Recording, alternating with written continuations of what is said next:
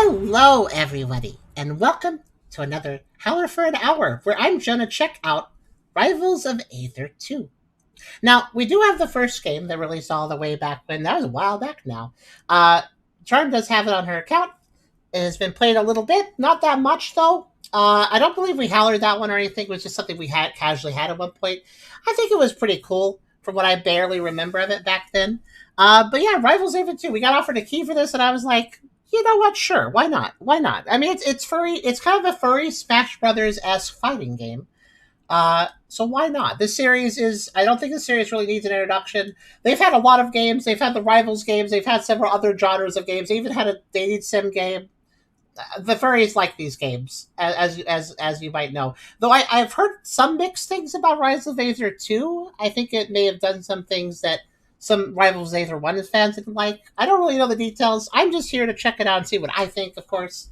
But yeah, Rise of Aether is the sequel. 2 is the sequel to hit indie fighting game Rise of Aether. Plays both new and returning elemental fighters in the next generation of platform fighters. I don't know anything about the characters, the lore, the story, the setting. All I know is that this is basically a very furry Smash Brothers sort of thing, and it looks pretty cool. We're going to check this one out and see what we think of it. But before we begin, if you like the video, do think about giving a like, maybe subscribing if you'd like to do that. Maybe come over to Twitch if you want to watch this content live, whether you want to lurk or talk. Think about coming over and hanging out with us. We'd honestly love to have you. We also have a pretty cool Discord server if you want to check that out. We have a coffee link if you want to help us directly monetize what we do here. I very much appreciate if you might consider it. Every little bit helps, and it does help us keep doing what we're doing. And there's also a merch store as well if you want to buy some stuff over there. Links in the description, and you can check them out anytime you want. I'm not going to force you, though. But yeah, platform fighters are not exactly... So, we can't play fighting games. We cannot remember button combos that are really complicated and stuff. Charm has had fun with the very occasional fighting game. I think she enjoyed a Mortal Kombat game at one point, and she also enjoyed Soul Calibur at one point, and she also does enjoy some Smash Brothers now and then. But yeah, she's never really capable of competitive play in them, and that extends to me too. Basically, this mind and the muscle memory of the body that we have and this mind, they're both not good at fighting games because the button combo remembering thing is just not something we can do. The best we can do is learn one character, but the moment we switch to the other character, we forget the first character. So basically, we cannot learn button combos for more than one character at a time, and if we switch characters, we lose all the memory of the first character. So yeah, we really struggle with fighting games because of that. It's just a memory issue. It's a memory disability thing. But this game, this series is cute though. Like honestly, I do appreciate the idea of like furry kind of fighting game. Kind of makes me think of Pokken Tournament a little bit too. But there's another thing I want to note with me getting this. Now I'm going to be just playing the vanilla game, of course, right now. But Rivals of Aether, both 1 and 2, they're quite moddable. There's quite a few mods made for the first game, and there's a few mods made for the second game. And what's notable about the second game here is that some of the mods people have made, there's one modder in particular who has done a bunch of fat fur mods to fatten up a bunch of the characters in this game. So, in addition to getting a Howler for an Hour episode right now, you guys will probably also see me come back to Rivals of Aether 2 for a Playing by the Pound episode, maybe in the near future if I'm lucky. So yeah, that's another thing you guys can look forward to. But for now, I'll just play the game and familiarize myself with both for, a Howler as well as maybe so I can play the Playing by the Pound episode a little bit better too, maybe. But yeah, so... A pirate's life for me.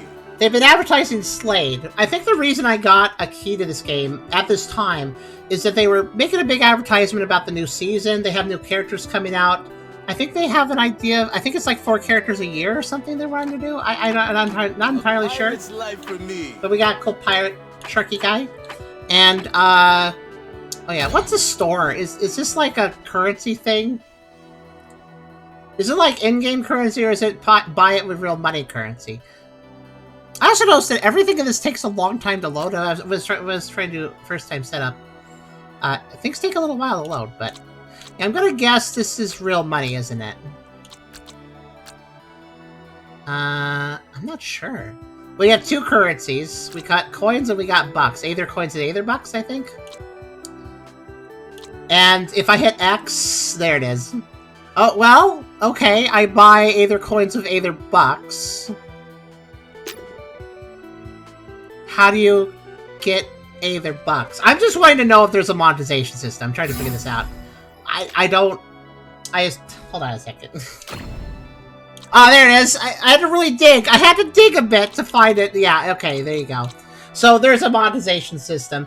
Do I hate this? Not necessarily. I'm not fond of them in games. I will say this. We have a stance that if a game is free to play and has a monetization system, we understand. But if a game costs money to buy, and then also has a monetization system, we're a little more leery about that.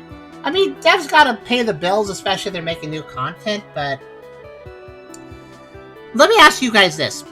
If you buy the game once, and there's new characters we introduce all the time, and you don't have to buy any DLC, but there's microtransactions all over the place, do you like that more or less than DLC? We prefer DLC. We prefer a DLC to buy a new character over microtransactions. That's our opinion. We prefer the monetization to be done through DLC and not microtransactions.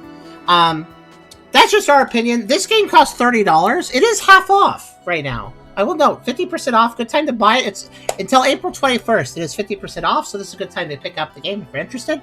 But it is a $30 game with microtransactions. I don't know if I like that. I don't know if I really like that. I would prefer just having DLCs to buy, but I mean, it is what it is, I guess. Was the first... do we have any players of Rivals of Aether in the chat right now? Did anybody play the first game? Did that game have microtransactions?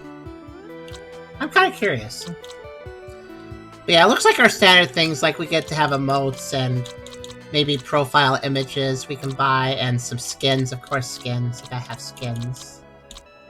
Lovers slayed, I'm sure somebody would.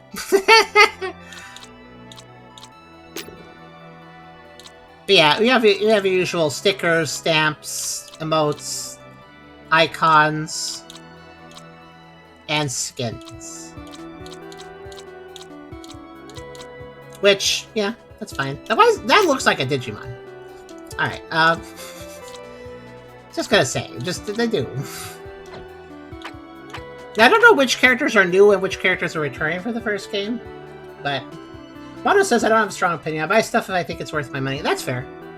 I mean, it seems a very ignorable store. Skins are kind of fun, but outside of that, I think we don't really care about the rest of that.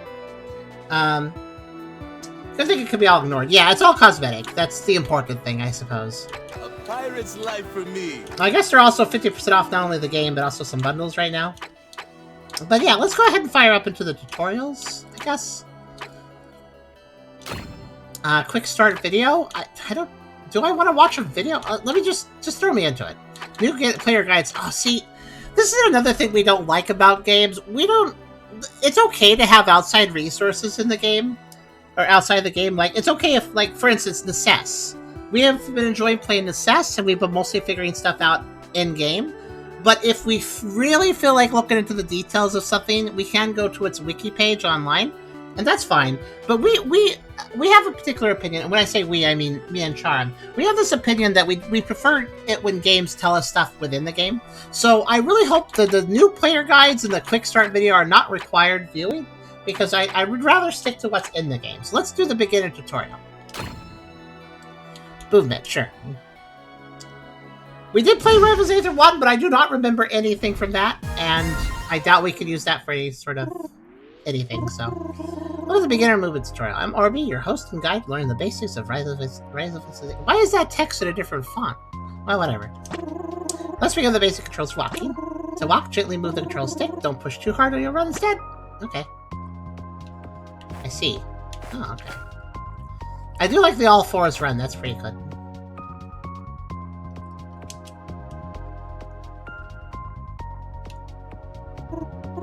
Good, now let's try running. To run quickly, flick the control stick. Oh, I noticed that, actually. So if I want to walk, that's interesting. So if I walk, I have to move slowly?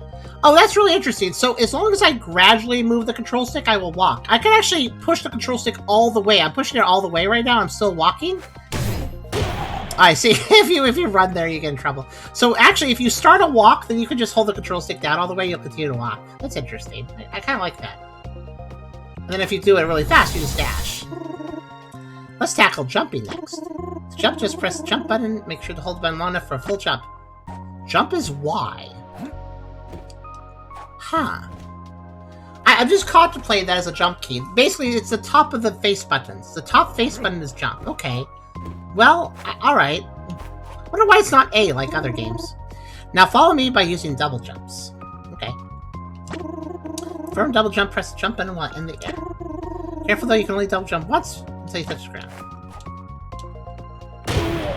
I may have jumped off the platform early. Okay. Okay, that teaches me something very important. There's no coyote time. No coyote time whatsoever. You're off the edge of the platform? Sorry, you've used your other jump. Yeah, you could... So there's no coyote time in this game. Got it. If you don't know what coyote time is, it's basically a thing that some games do where if you fall off a ledge, you have a jump. Like, you can still do your jump, even if you just left the ledge. Also, there's ledge hanging, too. It's tilt to walk, flick to dash. I actually didn't realize that... Is that how Smash works? I guess so. Yeah. Huh. It's been a while since we played a Smash game in Melee, too. It's been a while since we played any sort of game like this, platformer fighters. These platforms are different than your usual ground. Now you can jump through, you can drop through them, press down the close trick to fall through. Quickly press down. I see. So I can, let me guess, I can keep holding down. So if I slowly press down, I'll crouch. Yeah, I figured. I can just do, if I do it fast, then okay, right through. Fantastic. Now you master basics, we move on to more advanced lessons. Okay. Offense. Tutorial seems good. Your offense tutorial. Wait, hold on. That text looks right. Wait, in the first tutorial, the blue text was a different font. In this tutorial, it's matching the right font. So somebody should be fired for that one. No, somebody messed up the font of the first tutorial. Nobody's noticed apparently, besides me. Welcome to beginner offense tutorial. The following us will explore the standard attacks of the game and terminology used for that. Most basic attack is jab combo. Press the attack button while the control stick is in neutral. Okay. This attack button again to continue the jab combo. Usually consists of 3 hits. That is that's my, I guess that's my shield button. Okay.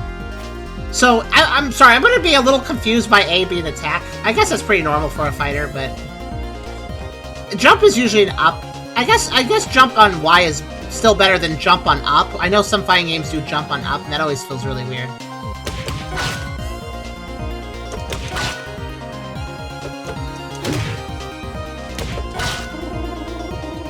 Fist for a minute. Yeah, not a big deal. Let's try a dash attack. While running, press the attack button for a dash attack. Okay.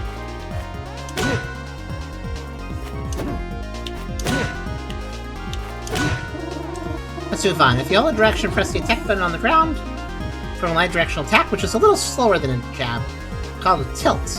Oh no! Oh no! This is, see, the other reason we tend to struggle with fighting games is because they have weird terminology. Have you ever, you know how, like, a lot of fighting games, they have unique buttons? Like, you know how, like, most video games, if you have a controller that has A, B, X, and Y on it, it'll display those buttons as A, B, and X, and Y in the game? Fighting games don't do that. They will do P for punch, K for kick. That's the punch button, that's the kick button, that's the other button, and that actually really throws us off. Basically, it's obfuscation of information. And that also applies to terminology. Basically, one of the reasons we struggle with fighting games is the buttons don't match the buttons. And there's a lot of technical terms. Tilt, jab. I don't know why this is called a tilt, for instance. I understand jab. It was a quick neutral attack. But why is this called a tilt? I don't know. There are 3 times the times to tilt to turn in the direction you tilt. Oh, that's why you call it a tilt. I still think it's a weird word, but I guess I get it. Forward tilt, F tilt, up tilt, U tilt, down tilt, D tilt. See, there's fighting games can't help but have, like, terminology. I wonder why that is, actually. Why does every fighting game have to have its own unique terminology? Why can't we just use simple terms when in a fighting game? I don't know. It's another element that gets us alienated from fighting games sometimes. So yeah, forward tilt, up tilt, down tilt. Okay, I'll try to remember that. Makes sense. Forward tilt being... I know what forward means. It means the direction my character is facing, pressing in that direction. I know that's a fighting game thing, too. Like, the direction your character is facing determines some attacks, too. So, like, you have to remember that. I made 3 of each. I'm tempting F to make sure not to run first. Okay. I see, yeah. So I guess to do a forward tilt, I need to gently move the control stick or I'll run. Yeah. It's actually quite easy to do. Forward tilt is difficult.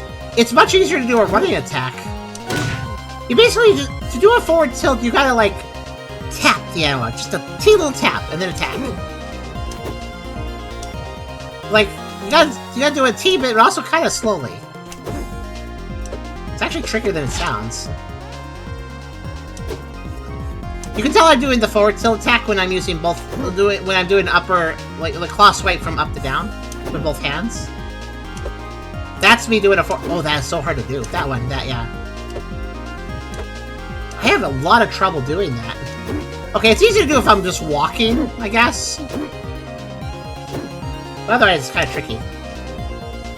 Is there a back tilt? I guess not.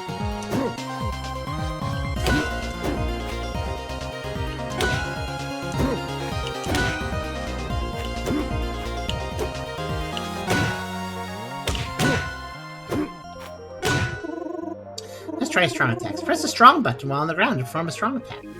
Okay, what's the strong button? But yeah, it's really simple, Tucker. Just chroma cancel, quarter circle, forward circle. See, at least I understand what a quarter circle is, and a half circle and such. But, oh, that's another thing we struggle with, though. We understand that when a fighting game says, like, forwards, like, quarter circle forward X, like, that means to do a 1/4 of a circle. The problem is we never remember where to start the circle. Like, a lot of times it's, like, from up to right, quarter circle or something, but we don't know, so sometimes we press the wrong analog inputs. It's just overly technical for us. And we don't usually know which direction, how to start the quarter circle or the half circle. Where to start it, you know? The smash term still the stick or smash the stick. Ah, that makes sense in smash after all. Okay. Type of strong attack you approach is in the direction you hold. Forward, F strong. Up strong. At least the terminology is the same. It's still using F, U, and D. Okay. Or neutral. Oh, wait. So strong attack can be done while holding forward or just being in neutral, as in not moving. You hold down the strong button, you can charge your strong attack to reduce power. Default controls, you also perform strong attacks with the right stick. Oh, okay. Oh, that's actually... I like that, actually. So I can just... Yeah, the right stick, I like that. That... Whoop. Don't mind me. Just practicing. Okay, that's quite a charge you can do with it. Yeah, I definitely like the right stick. I like that a lot, actually. I'm bigger on that.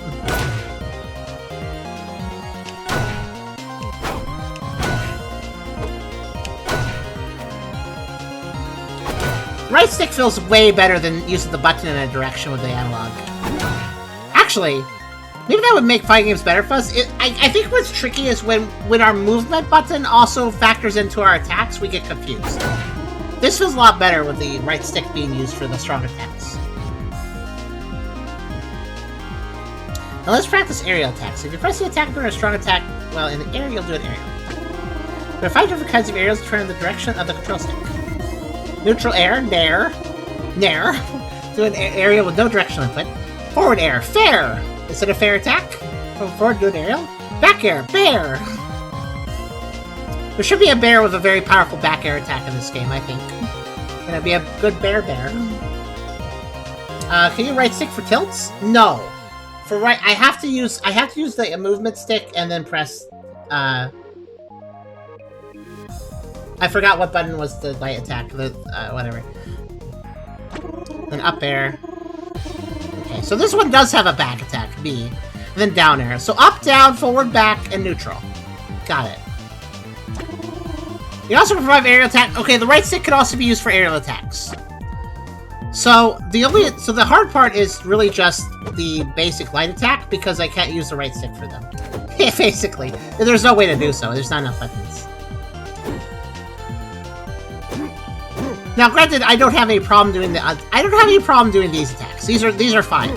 This is the light attack up and down. Those are easy. No problem there.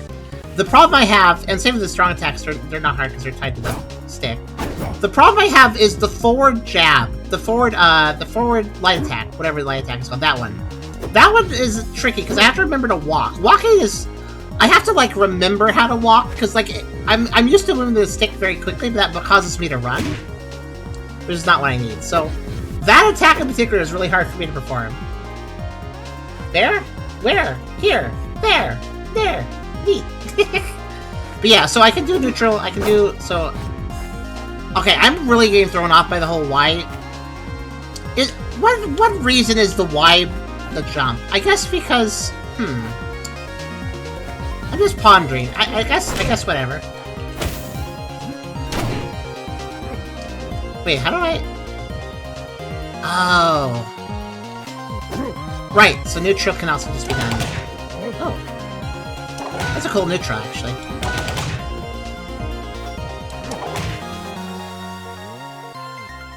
Y then forward plus A or... yeah. Let's just... yeah. It actually might be a little trickier to use the right stick for those while in the air. I can't get over the Y key for jumping. It feels weird. It's probably the most logical setup, but... Whoa! How did I... Okay, I've learned another attack. This is using the X button, which I don't know what it is. I think it's a parry of some sort, or a guard. It looks like it does a bunch of things, actually. Oh, is that a thing that could save me from off a ledge? Yeah, totally can. Okay. There's always those moves, right? The ones that let you stop falling off the stage. It's very smashy. Why is weird, but it's top on the Xbox stage? I mean, I guess it's in the jumping position. It's in the highest position, which I guess means, alright, jump with it. Like, I get it, kind of. I'm not against it, but it does take a little getting used to. Wow, the hitbox in the back air is really small. I was... Oh my god! Hit! Wow, okay, I guess I need the opponent above me for that. That back air is terrible, in my opinion. Okay. Man, it's very easy to run off a ledge, I'm learning as well. He's kind of hovering a little too low for me to get good upper hits. It's a little tricky. That's easier, though, because he's low. Down is better. Alright. Final type attack is a special. Use a special button to use a special attack. They vary greatly from characters. Some specials change when used in the air. There are 4 types of basic specials, determined by the direction of the control stick. Neutral, and the special. Press special in the direction. Forward special. For special. Hold forward special. Up special. Ooh, special. Upward and down. And then down special to special. I made 3 of each type. Okay. I mean... Pretty sure, is this even like... I think I'm having a real problem. I understand why you need to walk. I'm having a problem with the basic running and walking. It's too easy to run. I wonder if I can change the sensitivity, actually. Oh, I can't do it now. I wonder if I can change how sensitive it is before it determines walking to running. If I could change, that'd be great. Oh, I see. It's a charge thing. Okay. I wasn't aware. I thought it was more of a shield thing. I thought it was like a parry. It's not.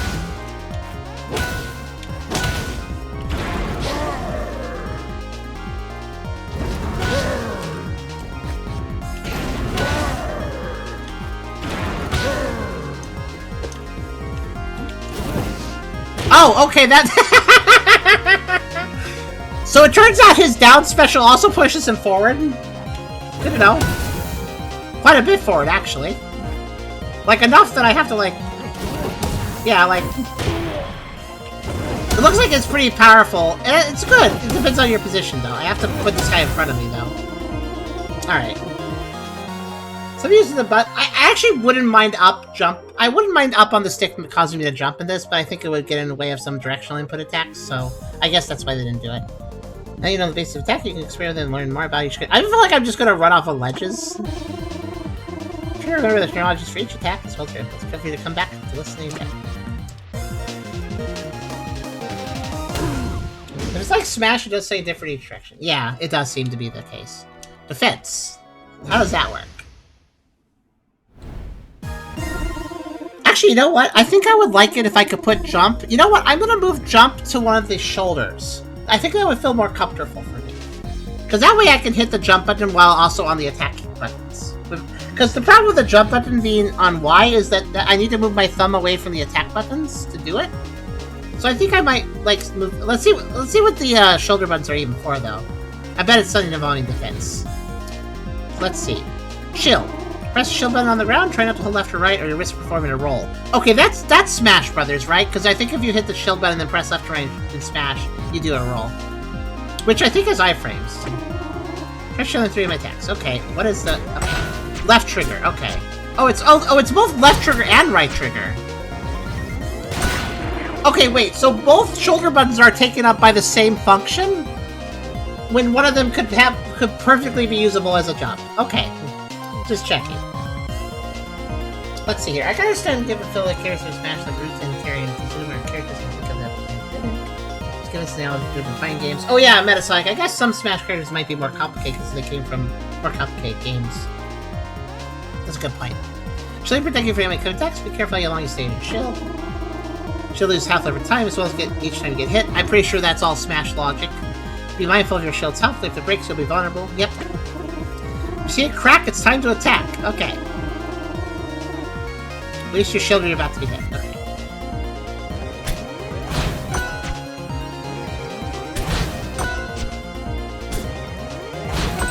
Yeah, I see the...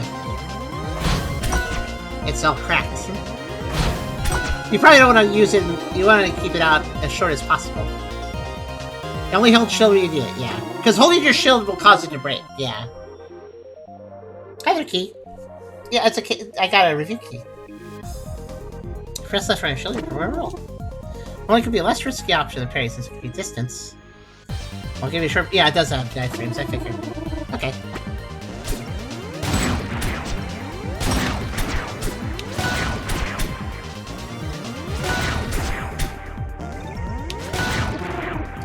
So on the air dodge. If you press dodge button while in the air, you perform air dodge. Hold direction while air dodge, move in that direction. Okay. You only dare watch once until you touch the ground. Yep, that's very smashy too. Jump near me, I'll attack you, try dodging my air attacks. Okay.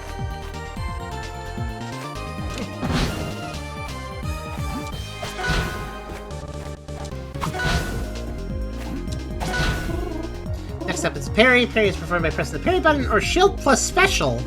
At the same, I'd rather hit the parry button. That sounds overly complicated. So, I mean, I could hit shield with special. Parry enemy attack the opponent momentarily, stun leaving the open encounter. Parries are on instance. They become active slightly after pressing the parry button. Have a long cooldown. Okay. Wait. Hold on. So wait. So shielding is done with both left and right trigger. But parried is done with LB only, or LT? Okay, so there's a special button for it. I see the timing. I'm gonna move some buttons around after this. I'm just realizing I need to, for my own sanity. I need to jump on a shoulder button. I just don't know which one yet. Okay, parries are also used to refresh my projections. Okay.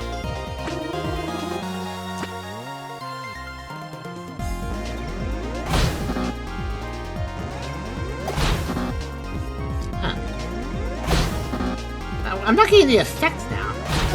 Oh, there it is. I see. It's kind of just right. Amazing. As you can tell, dodge attacks takes good timing. It can be pretty risky. Make sure you practice all these techniques so you can defend yourself properly. Okay. Time shield to begin turn. Yeah. Why not make a shoulder button and alt walk button? Actually, that's not a bad idea either. I do have trouble walking. I do have trouble with walking. That sounds pathetic, but it's still true.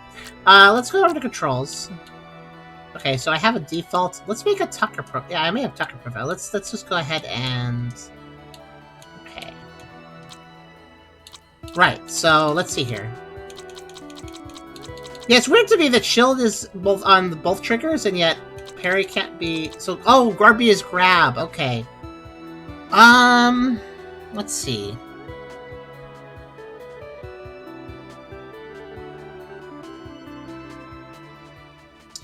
If I focus on... So I was using RT to use the shield a lot. I wasn't using left trigger. I might want to put left trigger on jump, then? That seems alright. Though I probably would push the right trigger more often. Let's try this. Let me try, put you to left trigger. And I want to put... Yeah, you can still be Y. But I also want you to be... there. Okay. That's a good alternate for me, I think. I think that'll work for my brain. Oh, there is a walk. There is a walk here. Wait, walk mod, X mod, Y mod? What? Oh, here we go. Left stick deadstone, left stick sensitivity, hard press threshold. Here it is, hard press. The threshold of what counts as a hard press. Oh, I can't... Oh.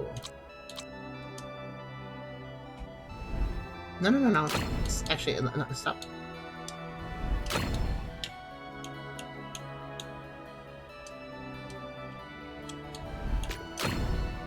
Okay, save that for now. Okay. So, the hard press threshold feels a little strong right now. But,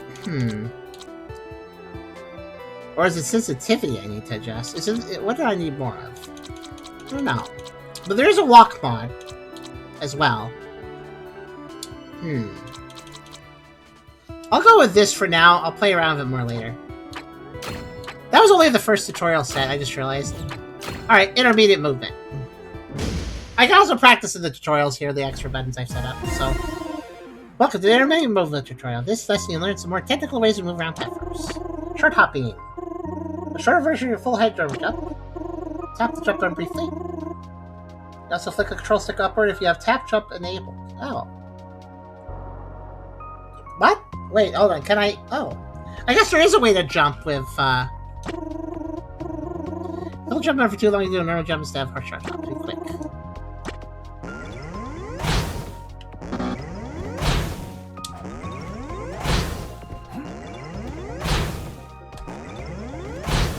Uh-oh. I've learned something. Oh, no, it does work.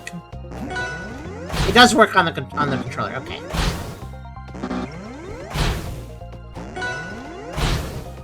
Oh, in a row. Okay, well, alright then. Fast falls are great for minimizing time you're in the air, so you should around faster. For a fast fall, flick the control stick downward during your jump. Okay. Can't fast fall if you're moving upwards. While you're moving upwards, make sure you time the fast fall slightly after the peak of your jump.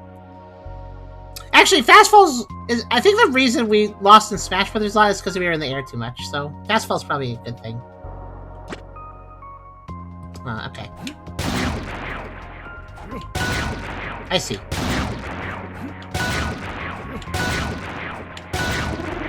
So the successful recovery requires more than just your double jumps and specials, and that's where wall jumping comes in. Wall jumping is in the air, hold the control stick towards the wall, press the jump. Okay. Play wall jump once until you touch the ground. Grab ledge, get hit by attack, or hit an opponent. Wait, getting hit by attack resets that? Interesting. Reach top left from the reach times use wall jumps. Okay. Before that, though, I just want to see something. So I have the jump button set differently. That does feel a lot more comfortable.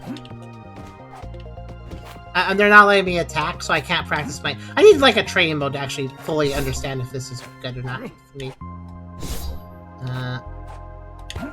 There it is. Okay. Fantastic. Make sure you practice these techniques so you're ready to use them whenever you need them. Yeah, it feels better on the trigger for sure. I feel like I can actually move around properly without having to think about it. Intermediate offense. Let's see. I fight blue version. Okay. Learn more about type stacks and how to enter your game plan. Okay. First, we'll talk about grabs, throws, and pummels. That's a lot more moves than I thought there would be. Well, I imagine a grab turns into a throw or a pummel, doesn't it? You grab your... Let me guess. I throw them by aiming away. I pummel them by keeping the control stick neutral.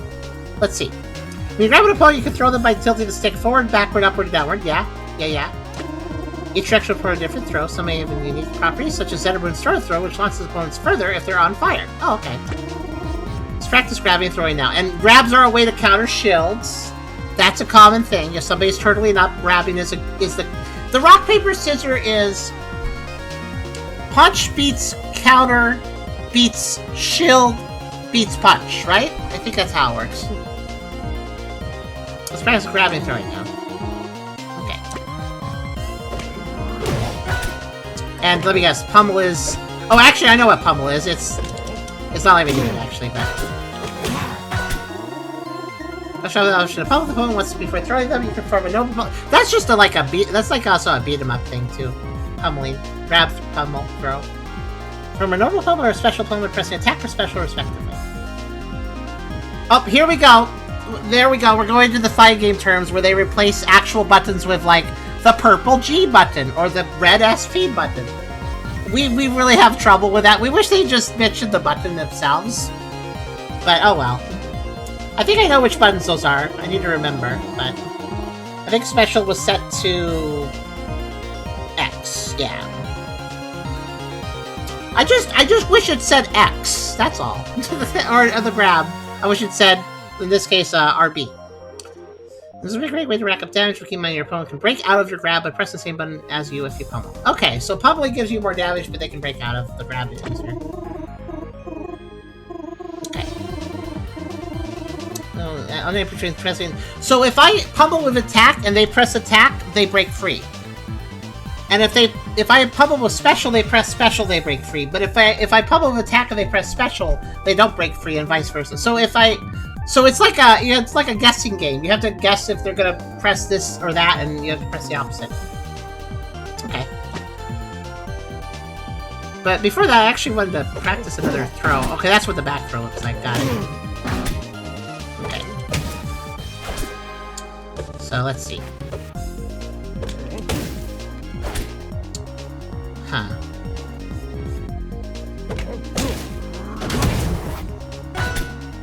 Okay.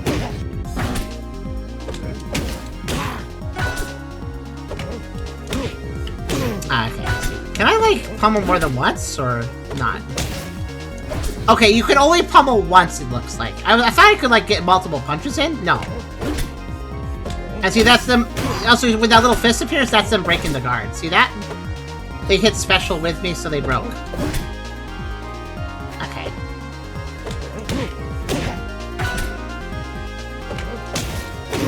In this case, what the tutorial wants me to do is just alternate which type of pummel I'm doing. Superb! Why bother the ledge? Another time you can choose between using a normal and a special, so you're hanging from ledge. Zetterburn, ledge attack is faster but has less range, while his ledge special has more range and leaves a trail of fire in the round, but has slow wind. Okay.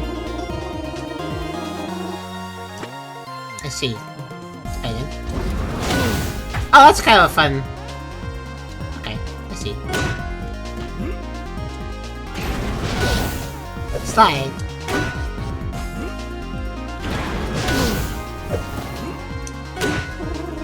It's another situation where you can choose between a normal and special when you're knocked down. Both get-up attacks and get-up specials are fully invincible during startup, but as soon as the first hitbox come out, you lose invincibility. That's interesting. Yeah. That makes... Yeah, the invincibility is there so people can actually not just be chained forever. That invincibility upon getting up is common in fighting games, isn't it?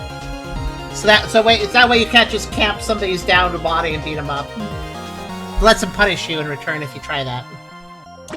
Alright, so Zetterburn is get-up attack is faster, as well as get-up special creates flames that spread across the map. This next section is exercise will knock you down when you get close and start charging after a strong attack. Charge fire. You see their get-up attack or get-up special game invincibly counterattack 6 times.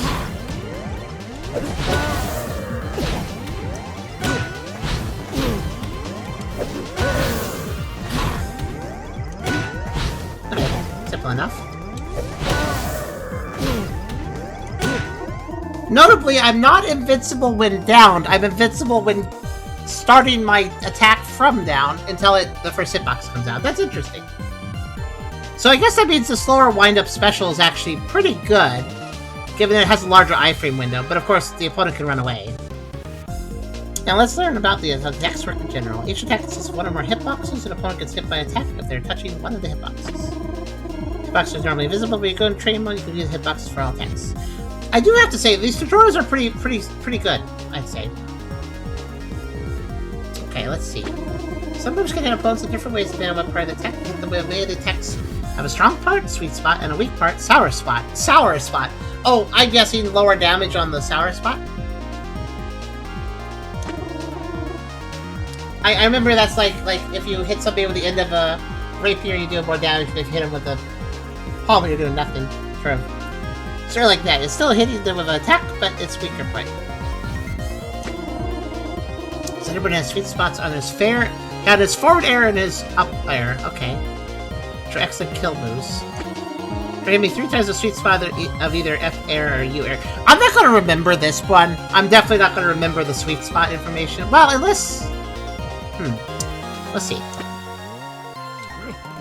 So...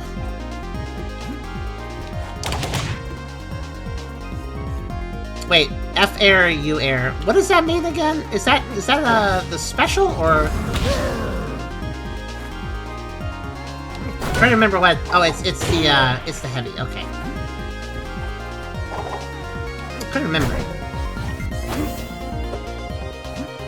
Oh wait, that's right. When in the air, light and heavy do the same thing. I just remembered that. Let's talk about jab cancels. I forgot that heavy and light basically do the same thing in the air. The only thing that's different is special, which has its own things. Let's talk about jabs cancels. After jabbing, you can attack with a tilt instead of continuing the jab combo. Okay. Yeah, interrupting your attacks to do new attacks. Yeah. We know of these things from fighting games. Okay. This also lets you trick your opponents. They think you're going to do one thing and then you switch to another thing. So you hit confirm your jabs and different tilts, so you can mix up your combo starters. It's all mind games. We're not good at mind games, that's the other thing. We're not good at mind games in video games, so if fight games are about mind games a lot of times, we can't really pull that off. We're a little too straightforward. Name a jab and canceling each of the 3 tilt attacks. Forward, up, and down tilt. Okay. Well... Like that? No, that wasn't a cancel. That was, though, apparently. It's just a case of do a neutral jab and then immediately do something else. It's pretty simple.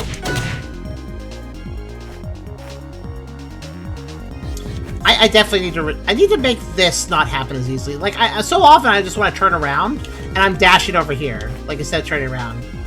I definitely need to increase the, I don't know if it's lower the sensitivity or not.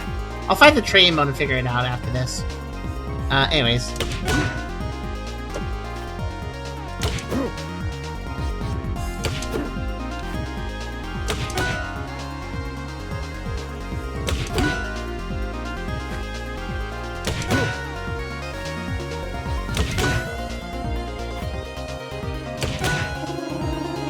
Let's learn how to combo tilts and other moves. Combo is a concept of stringing moves together without giving your opponent time to... I do appreciate they teaching this in a way where if you haven't played a fighting game, you will understand it with how they're explaining it. I do appreciate that, even if I think it's overly complicated. But I still appreciate that they're actually bothering to explain basic concepts. I appreciate that a lot. Thank you, Shiny. Have a good EP. Because of directional influence, DI. Another acronym I need to remember, I guess. Most combos are not guaranteed. In order to continue comboing your opponent, you have to react to which direction they go. Yeah, I mean, yeah, they're gonna bounce around. Let's test it out. Start a combo with the front hit of U-tilt. And I'll mix up my DI to stay closer to you or go far away. Okay. Sorry, I'm trying to gather up all these terms. When I stay close, hit me with an aerial. When I go far, hit me with a dash. Okay. I'll with you 3 times in a row. I'm in between DIing in and out every time you start a combo. Okay. I think I forgot what some of these terms mean already. Yeah, it's... What they want is... They want an up A, and then area or dash attack, which... I don't know how do I... I can't immediately start a dash after that attack, though. How do I start a dash attack? I mean, I guess I could also do an aerial. That's a special. Rough hit of up tilt and the aerial dash attack. Okay, the up tilt, like, keeps you kind of stuck after using it for a second. So there's a way to go into it? Let's see. Like, I was just trying to figure that out. I guess the best way to be... Yeah, do you see how long I After using up tilt, I'm actually unable to move for a little while. Specifically up tilt. The other attacks are a little different, but this is where the mind games come in. This is where the mind struggles. Let's see. I was doing okay up till now, but this got just a little too complicated. Front hit. Front hit of up tilt. I did not mean to do that either. Front hit of up tilt. Front hit of up tilt. What does front hit of up tilt mean? Like, I understand up tilt. Wait, do I? No, wait, this isn't tilt. This is tilt, isn't it? Up tilt into aerial. Oh, okay, I think I understand. Do they want this? He's really high up, though. I can't really catch him. No, that didn't count. That wasn't aerial. That was an up tilt into aerial, I think.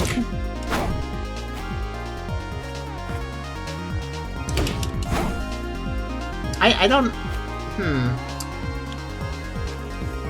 I'm attempting. The up smash... Well, I mean... Was he up to... Maybe it was. Oh, that would make sense, because I'm traveling with him. Let me try that, then. Hold on.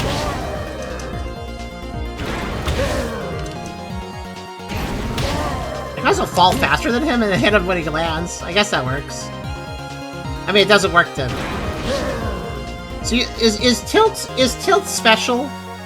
What? See, here's the thing. I've already forgotten. When they say tilt, which attack was that? Because the game says L plus A, which indicates to me... Yeah, tilt... So this is jab when it's neutral.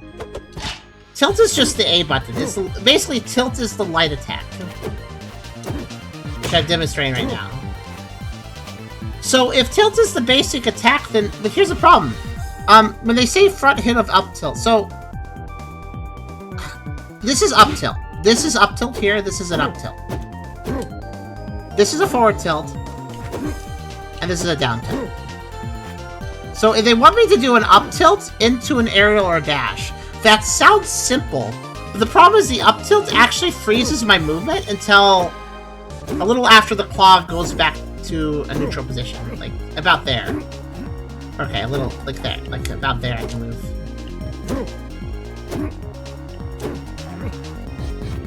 The problem is, by the time I can move after the up tilt, he's already doing something else.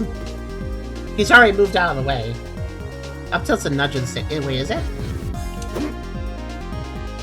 Oh. No, that... You mean this?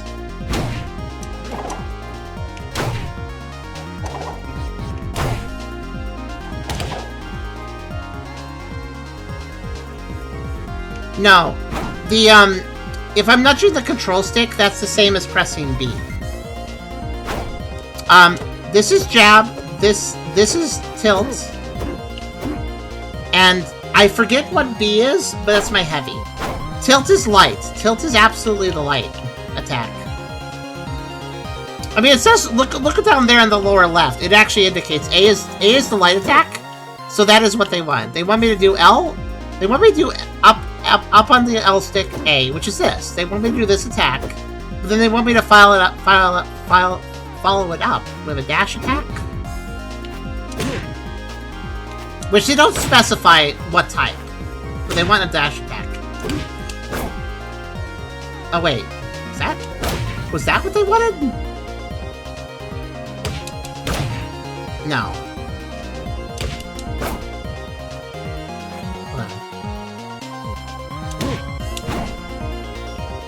Oh, that's what they mean by front hit. Check this out. If I hit him, like... No. No? Not quite. I have such... You know, I have a lot of trouble falling off ledges.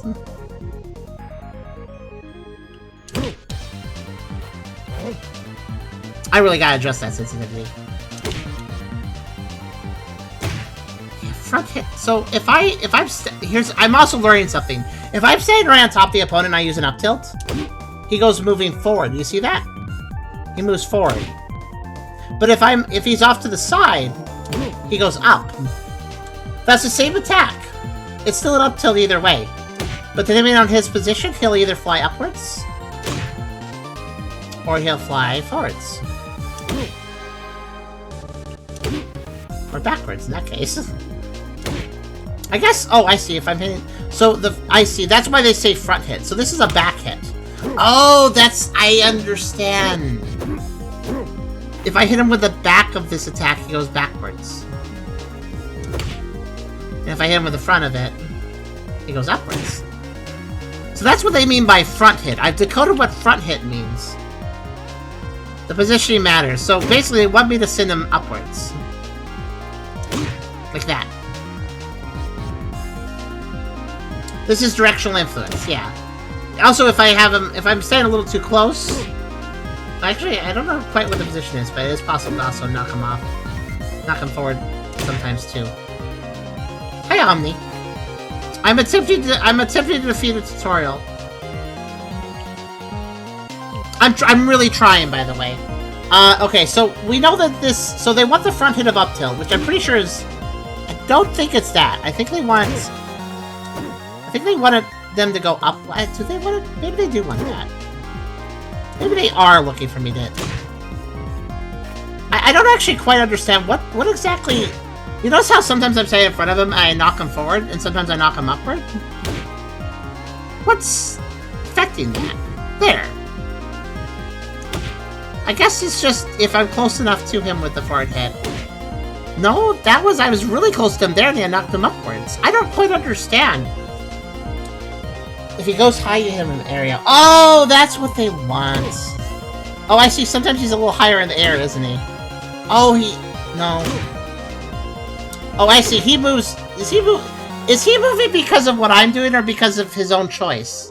Is his movement determined by what I'm doing, or is he just determining if he wants to go in the air? Okay, if he goes up, use the aerial. Okay. And if he goes... Okay. If he goes up, aerial. If he goes forward, dash. I understand. Okay, now the problem is... What is the dash attack? I kind of wish this tutorial let me look at a move list. All I can do is pause. His choice is throw the turn. Okay. Well, okay. So then we can move into the last part of the problem, and the problem is I don't know how to up tilt into aerial or dash attack. I don't know how to do either of those because the up tilt kind of puts me in one spot for a bit. Well, here's the thing. I can't run on him after doing this. Watch. Like, watch. I'll just show you. Did you see when my character started moving? That's as quickly as they can move after that attack. And by the time I've moved, he's already changed positions. Okay, there I could have maybe done it. Defeated again.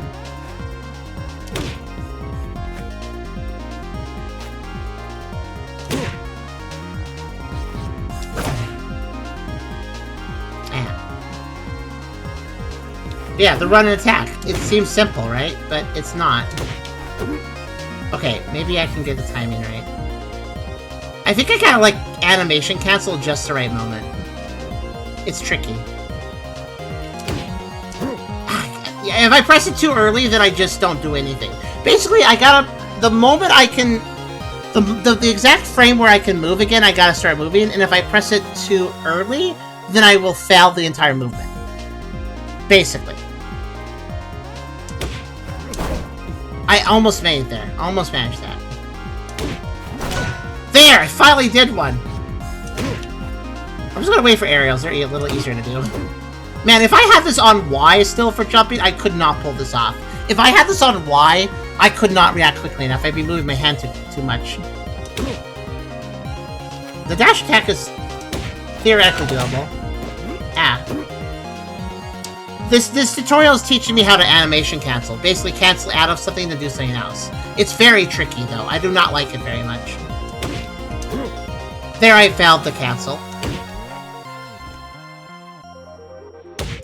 There's no... Okay, it's so sensitive to cancel that I can't even react to what he's doing. As in, like, I just have to assume he's going in the air, because I can't possibly do both. Dang it, it's so hard to cancel. There, I canceled that time.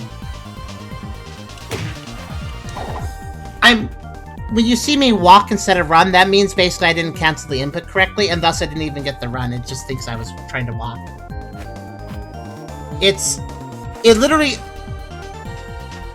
I have to... Basically, if I don't try to animation cancel, then I can't pull off the hell exercise because he moves before I'm able to do anything else. So I have to cancel... I have to cancel this attack. Here's... If I don't cancel the... I'm gonna walk, okay? Watch how quickly I walk after doing the attack. This is without animation canceling. This is... If the whole animation plays out, this is how quickly I can do anything else. Watch my character's movement. That's how... Do you see how much delay there is there? The character has to finish putting his hand all the way behind himself and then resetting it back a bit, and then he can move again. That's how slow it is when you're not animation canceling. And if you do animation cancel, it looks like I can animation cancel about when the white swipe goes away. No, it has to be a little after that. It's the okay. It's very tricky. Dang it! It's so fine. And the thing is, I have to react to where he is. So not only do I have to get this really frame perfect animation cancel, but while doing it, I also have to see, is he going forward or is he going upward, and then do a different thing entirely. Man, that just is... That's too tricky for me.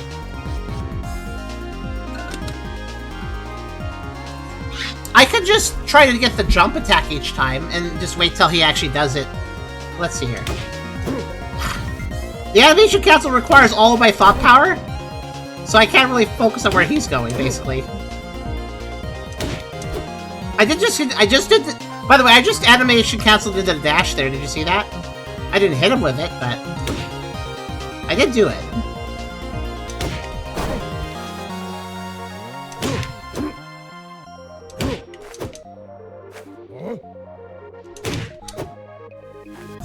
Actually, I want to get at least one of the dash attacks in.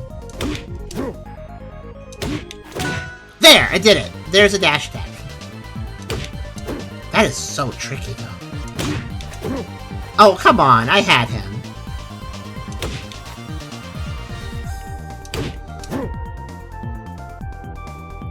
This animation canceling, though, the thing is, all these little advanced moves, fighting games are intimidating. Because all these little advanced things that we have trouble doing, we know that everybody doing, like, you know, multiplayer, they're going to do that against us, and we're going to lose. Basically, we know for a fact, without even having to ask the question, that if we do multiplayer in a fighting game, we will lose. That's okay if you're just having a fun, casual match, and it doesn't matter, I guess, but it kind of sucks to know that you were not going to win. Okay, the only reason I hit him there is because he was off the edge. This animation canceling is like the hardest thing ever. I can do it. I have to be simultaneously... Here's the thing. This animation cancel requires me to be quick, but also slow.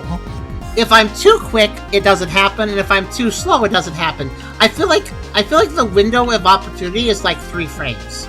I think I have like 3 frames to successfully pull this off.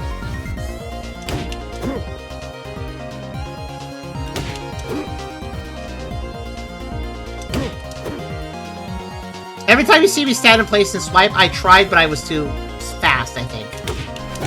There. You actually... I'm basically doing it too quickly. I'm trying to animation cancel before I can. I have to be more patient, actually. Okay, I am pulling it off a little bit. I'm missing him, but that doesn't matter to me.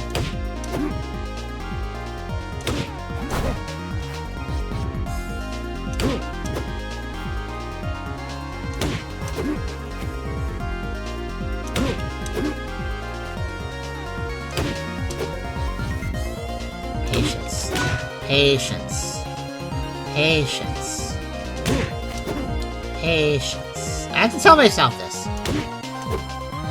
Like, I need to slow it down to actually pull off. Yeah, see, I'm actually doing it right now. If you see me lunge forward, I've done it. Basically. Huh, finally. Okay. Also, I've had a baguette before. Excellent work! The timing was tight, wasn't it? You have no freaking idea! Oftentimes you have to predict your movement's DI rather than just react to be able to continue a combo.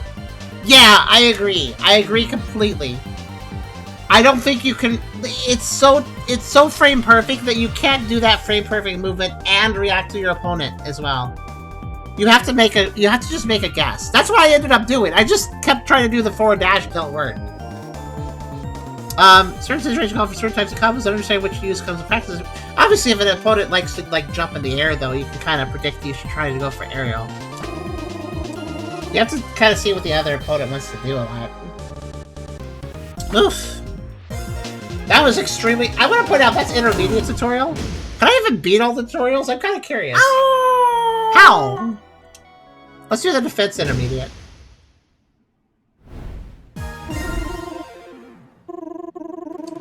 SMH, I guess, then just say guess in the tutorial. Yeah, they suggested guessing only after I had completed it. I thought I was trying to react, but I ended up just going like, well, he's going to do one of two things. I'm going to just assume the same thing over and over again. He didn't seem to have a pattern. He wasn't alternating. He was just kind of picking randomly, so. Alright, so I can get out of combos. Let's see. Directional influence, which is turn to DI. Yep. DI was brought last time.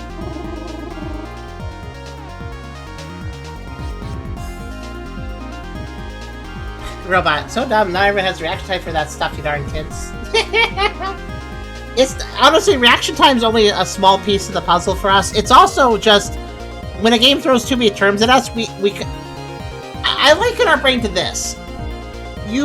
Have you guys ever carried like a whole bunch of stuff in your arms? Like you just had a bunch you were like, oh, I need to make multiple trips. I have to pick up all these things. I need to make multiple trips. So you're like, no, I could just get them all, and you try to get them all into your arms at the same time.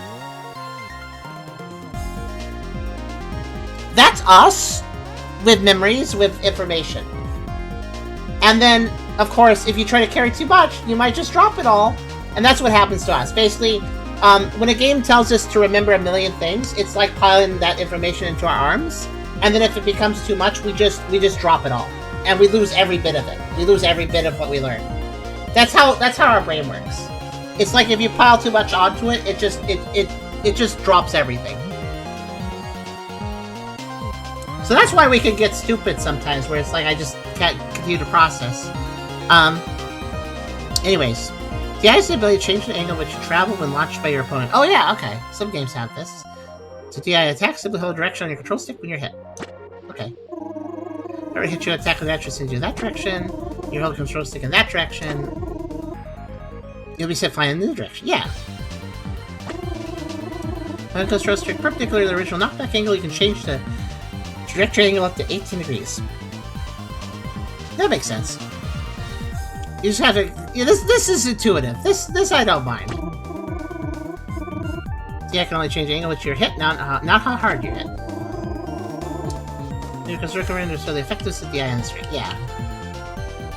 Obviously, holding into or away from the attack won't affect the angle. I need to hold it at actual direction away from wherever it's sending me. Silent most trick parallel to knockback has the same effect as no DI at all. Yep. Two ways to apply DI: surviving strong attacks and escaping combos. Okay, survival. Silent represents the blast zone. You pass the blast zone, you lose one stock. If you play a strong attack to see fly in that direction, you'll certainly pass the blast zone if you don't DI. If DI doesn't hit downward, you'll die even earlier. If DI upward, you'll survive. Arrow doesn't cross the line. This is a good way of explaining it.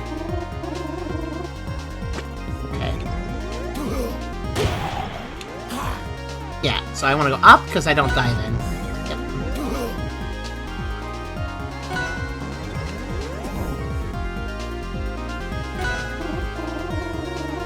Very nice. Once you have this in your playstyle, the stocks will last a lot longer. Now, let's learn how to use DI to escape from combos. You combo moves in your angle similar to this one. Okay. You hold inward, your opponent will be easily able to follow up with another attack. That's not good. Try to touch the ground before going off stage.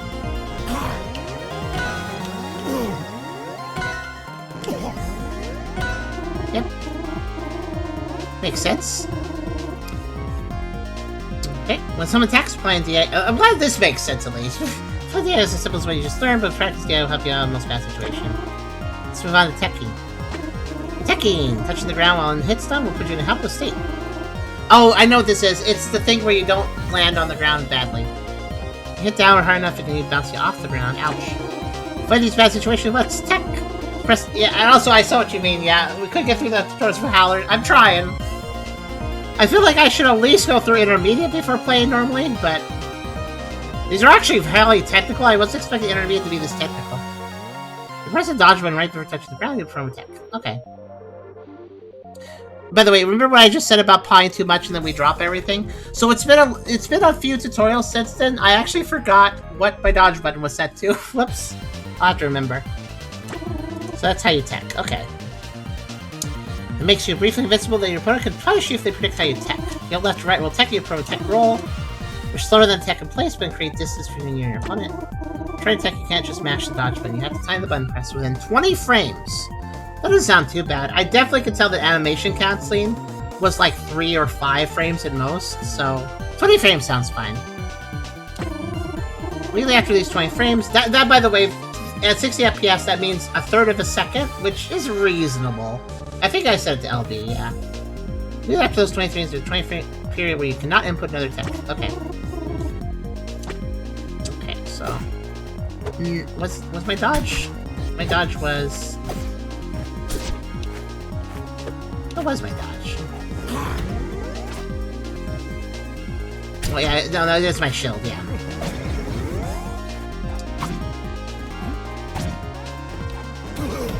Okay. Let's see if I can figure that out. 20 frame window. There's one. Too early? What I have to remember is that there's a little bit of a moment after I get hit in the air where I'm actually just vibrating before I actually start falling. So I'm pressing a little too early because I don't expect that vibration in the air before falling. I have to wait for the fall to actually happen. You also attack on walls the same way you attack on the ground. Strike comboing DI and tech you for the final lesson. DI my tech so that if you hit the wall, then tech it so you don't bounce off. Yeah, I was wondering about that. He's attacking so quickly! Oh, I see, because if I bounce off, I'll die.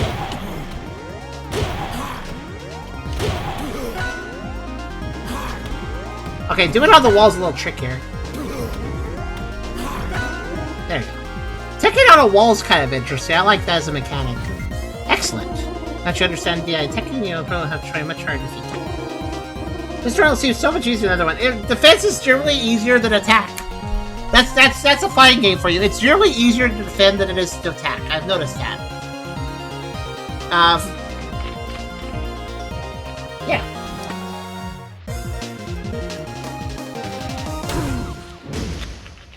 Defense seems to have a healthy amount of nuance, but I say healthy in the sense that I can actually kind of do it. I mean, I'm going to take a look at advanced at this point, guys. Let's do... Oh, my. Well, all right. Movement. Advanced movement. All right, what's advanced movement? How complicated can movement get? Let's find out now. Whoever cover techniques that can help you move around the stage in a fast and unpredictable manner. Oh, boy. First off is wave landing, not to be confused with wave dashing, probably, because we are going to suffer copyright issues. So technically, I think that was a fan term in the first place, but I'm guessing this is wave dashing. Alright, wave landing. Even I know what wave dashing is.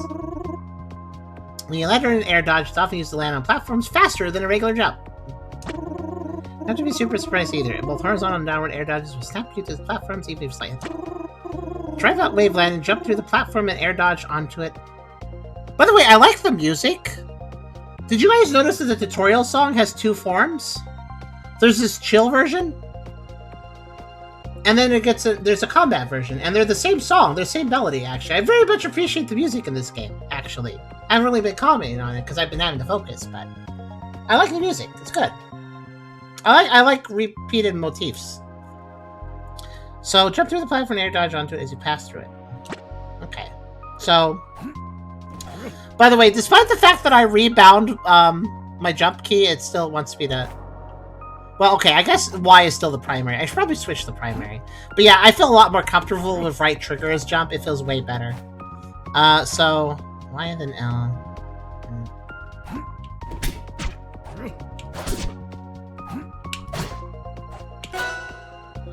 Oh, okay, so like, oh, I see. So if I do a normal jump onto the platform, it's like that, and then... But if I... Okay, that's actually pretty easy, despite it sounding kind of complicated. Basically, what I need to do is I need to jump, and then press down to fall faster. And at the same time, LT. And that instantly lands me on the platform. It's actually really... That's surprisingly easy, actually. Why not say Y to walk? I think I will. But I don't know what walk mod exactly does. We'll have to go to training mode to figure it out. Another technique that utilizes air dodging is the wave dash. Okay, oh, there it is. There it is. Alright, let's see. Wave dash is from the air dodging to the ground immediately after jumping. Basically, it's an instant wave land. If you angle air dodge horizontally, you'll quickly move sideways. If you angle air dodge straight forward, you'll do a wave dash in place. You can put the air dodge on the jump squat. You can wave dash without even leaving the ground. Really? Try it out. Okay, how do you... Oh, okay, yeah, I just... Basically, be in crouch, press jump, then press, you know, the dodge. It's actually pretty easy. And of course, you can do it in midair as well. I think doing it for the crops is the easiest, but let's see if I can... So... Not quite, but that was cool. Oh, there we go. Honestly, it's easiest to do it for the crouch, I guess. Awesome. Changing multiple wave gestures can help you cross large distances quickly. Try and move across the entire stage for a wave jet. I will try.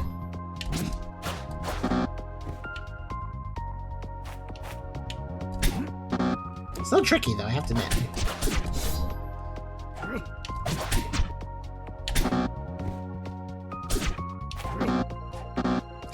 They insist, okay. It's a little hard to time it together, though, like, repeatedly. That's the tricky part.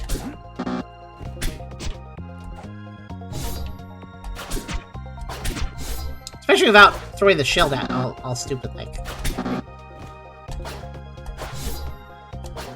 Why did I... Oh, I started walking by accident. This is tricky. It's not tricky to perform it, it's tricky to keep it consecutive. Oh, wait. Oh! It's way easier if I just spam the buttons after starting the first one. What? Okay. Clearly, I guess I've just used the momentum I managed, then.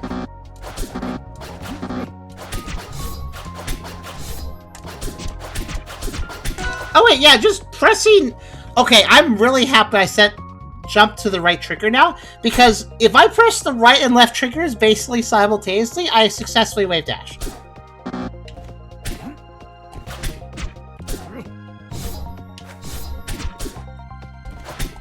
It does take a little... Also, keep it up, keep it up, keep it up, keep it up, keep it up, yeah. Basically, I think that was actually a really smart key to put the jump button to, because it pairs really nicely, just hitting both triggers together. Smooth. The last lesson, let's talk about dash dancing. What the heck is that? When you flick your joystick sideways, your character will dash a short distance before they start running. Really? I mean, yeah, obviously. Try to turn around while running. You have to go through a turnaround animation which slows you move down significantly. Have you tried to turn around while still dashing, you'll instantly dash the other direction. Okay. Oh, right, I've seen this. It's... No, it's not it. Right, because it takes a second, but if you... This is effectively button mashing, but control stick. Okay. Next, try dash back and forth. The glowing zone will slowly move forward, so be sure to... Oh, that sounds jerky. I have to follow it. If you enter the run state by dashing too long one direction, the zone will start to change color and eventually reset. You can wave dash to quickly back in the zone if you can accidentally run.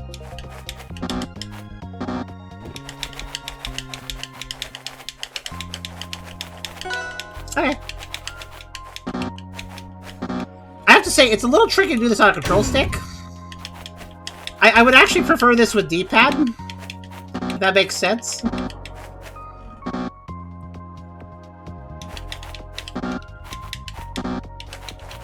I could do it, but... I'd have an easier time if I switched to the other hand. Now I can do it really easily. Or too much, actually. Doing too much. But that's not very viable for actually playing, because I had to actually release the controller with my left hand and use just my right hand. It's definitely tricky. The thumb doesn't like to get into... Here's the problem. My thumb is going horizontal, is going vertical a lot. I guess I don't need to go too fast, do I? Okay. I'll just do it slightly slower.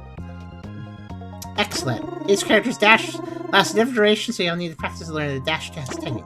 Dash dance, you wave line to dash will greatly improve your ability to move around the stage and confuse your foes. Okay. Vital to have an intimidating offense and a tricky defense. Yeah, I understand fighting games. People like fighting games because they have a high skill ceiling. We don't like fighting games because they have a high skill ceiling. It's the same reason. Well, I guess we like things a little simpler sometimes. Or a lot of times, perhaps. Alright, offense 1. Also, the last offense 1?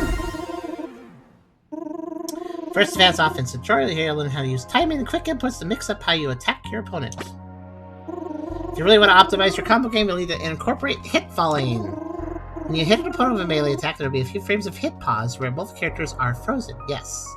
As I am well aware when trying to animation cancel. If you flick the joystick down during hit pause after hitting with an arrow, you will cancel your previous momentum fast fall immediately. This is called hit falling and is the quickest way to get back to the ground after hitting someone in the air. Try hitting me with a rising aerial and hit falling. I think I was doing that earlier, actually. Any aerial, then immediately... Okay, sure.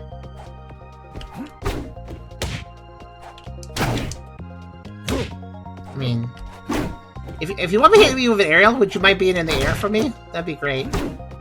Or do you just mean, like... It's a lot easier to hit you with an aerial if you're in the air. Could you go up here, please? Okay, well, whatever. I'll make it work.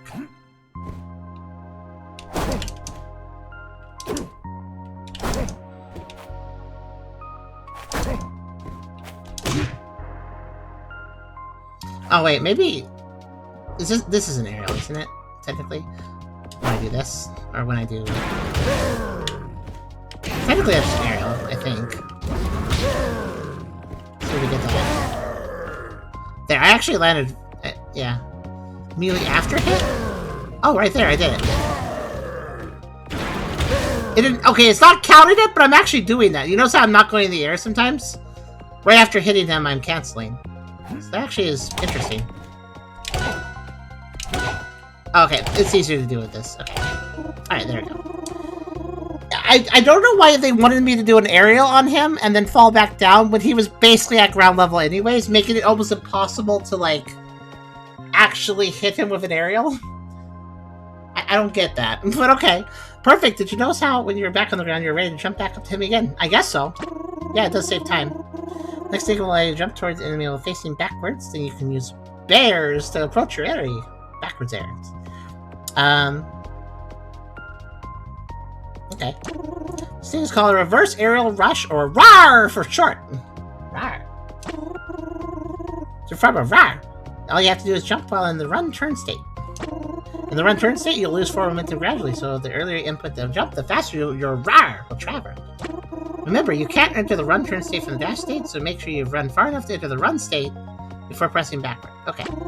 As soon as you leave the ground, you want to start holding forward again so you can maintain forward momentum. So to recap, run, press backwards, jump, hold forward, aerial. Get running, press backwards, but jump immediately afterwards because we want to keep going forward. But we want to press backwards before we jump, and then press forward after we jump so we don't go backwards. And then use an aerial. Try to do the middle 3 inputs as fast as possible. I'm going to say, those have to be done very fast. I just had to think about that for a second. Basically, I need to press back without moving back. Alright, sure, fighting games, whatever. Try hitting me with 3 RAR bears! Oh no, it's RAR bears! Those are very dangerous bears, they go RAR. RAR bears! Okay, I understand. While I'm off stage, you can check the text at the bottom and see if you're doing the RAR correctly. Start running, then... So basically, I want to start a run. That actually looked correct! Except for what... I even did a back air! What was wrong with that? I thought I did that perfectly, actually. That... No. It's tricky because you need to remember... Yeah, basically what I'm doing is... If I... Okay, so a normal situation would be I run at him, I jump, and I attack him. This is just how I would do that. That's a forward air. But if I want to run at him and do a back air on him, then basically what I'm doing is I'm running forward, hitting back right before I jump. That turns my character around, so I'm flying at him like that. So basically I'm flying at him like this, so I can do a back air on him. Like so. But I'm doing that without losing momentum by running first and then... I am doing what you asked. What is wrong? That actually seems to be what I was being asked to do, I think. I don't quite understand what... I'm actually doing the movement, like... Let's see. Okay, it counted there. Huh. Something about the distance, I guess. Something about the distance.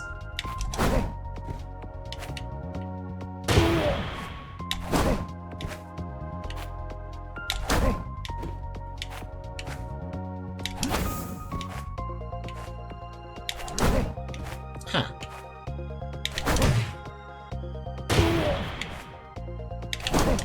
It's tricky because I need to... It's definitely takes some getting used to.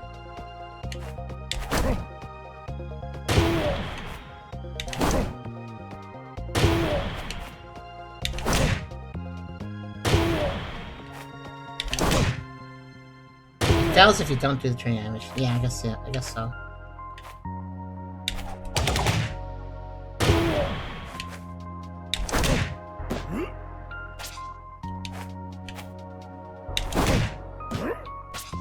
I need to remember... Okay. There's a very quick movement where I'm pressing back and then jump and then forward again, like really fast. Okay, I seem to have lost my I seem to have lost my touch with this. That was not the attack I meant to use, but okay. I definitely understand it. It's just... Okay, that's... They actually want me to press back and... Okay, so I was pressing back and jumping too quickly. I actually wanted to let the back... I wanted to let the back press cook before I jumped, basically. Okay, I understand. So that actually required me to be slower than I thought. Nice. Okay, let's try our tricky technique. Ledge hopping. Okay.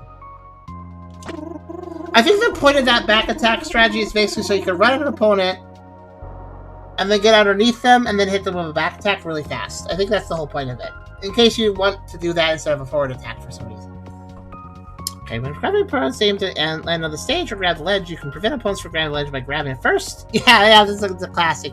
That's classic Smash. Force them to land on the stage where you can punish them. However, if you hold on the ledge for too long, you lose invincibility and the opponent may be able to hit you off the ledge.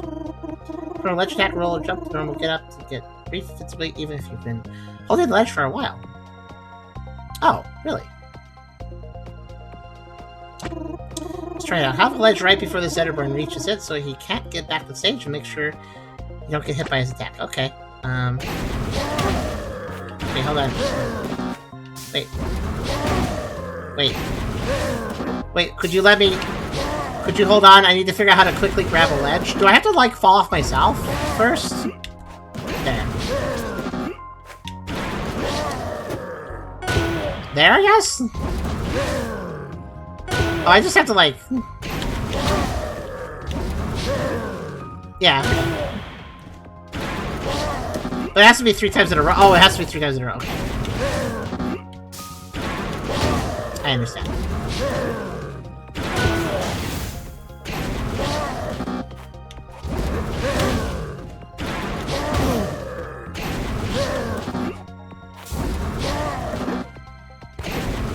I'm having a little trouble with this. Oh, wait, wait, why did he knock me off of invincibility? Oh, maybe I knocked myself off.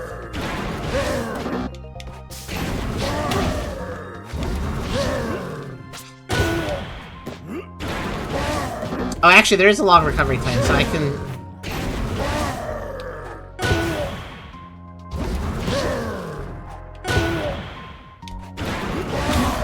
Darn.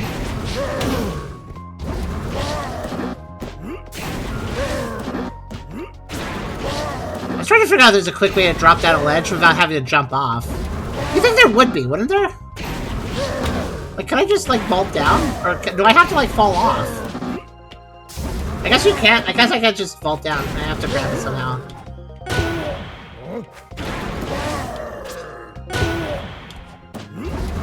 No. I'm trying to figure out when he's respawning. It's a little tricky to time it.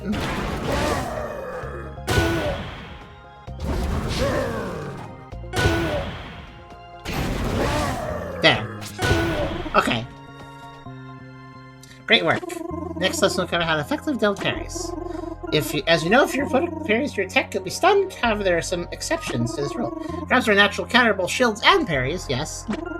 Also made projectiles that are reflected back of the opponent but don't stun the user when parried. Sarah's Spy Special is one example. Lastly, the opponent parries one of the first 2 hits of your jab. They will still gain invincibility, but you'll not be stunned. Right, I noticed that. When I was messing around earlier with the jab combo thing, I was noticing that I didn't get stunned if they got broke away. I still had move. Makes jab a safe way to apply pressure to opponent with parry often. Okay. Just stop by jabbing you, then running away from my counter after I parry you. Make sure not to do the 3rd jab or cancel into a tilt. Okay. I see. I can just run away from that? Okay, let's see. I mean, if I actually run, that'd be great.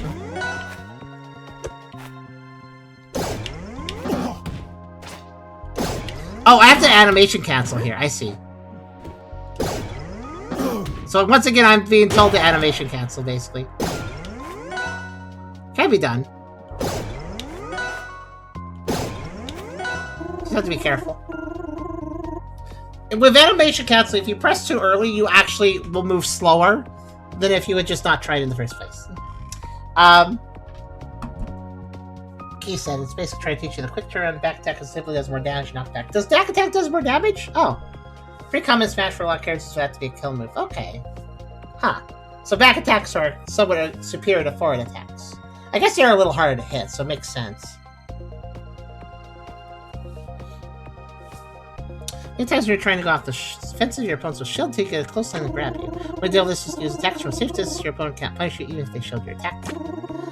Another way deals is hit their shield with an aerial right before landing, and then pick a fast option like dash away or jabbing. Oh. Right, because... So you land after getting the shield to back. If your opponent's shield's already damaged, you may be able to break with a quick combo for the crits. Try hitting the center of a dare. Close to the ground, the fall off jab, cancel combo to break the shield. Okay.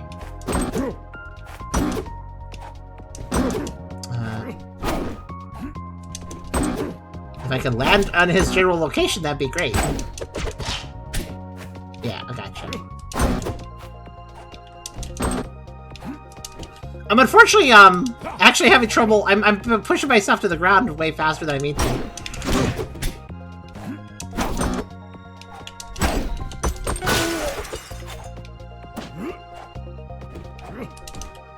Basically, I'm actually, like, land dashing down way too fast. It's my mistake. I did actually hit him somehow. I tricked him. Didn't count, though, apparently.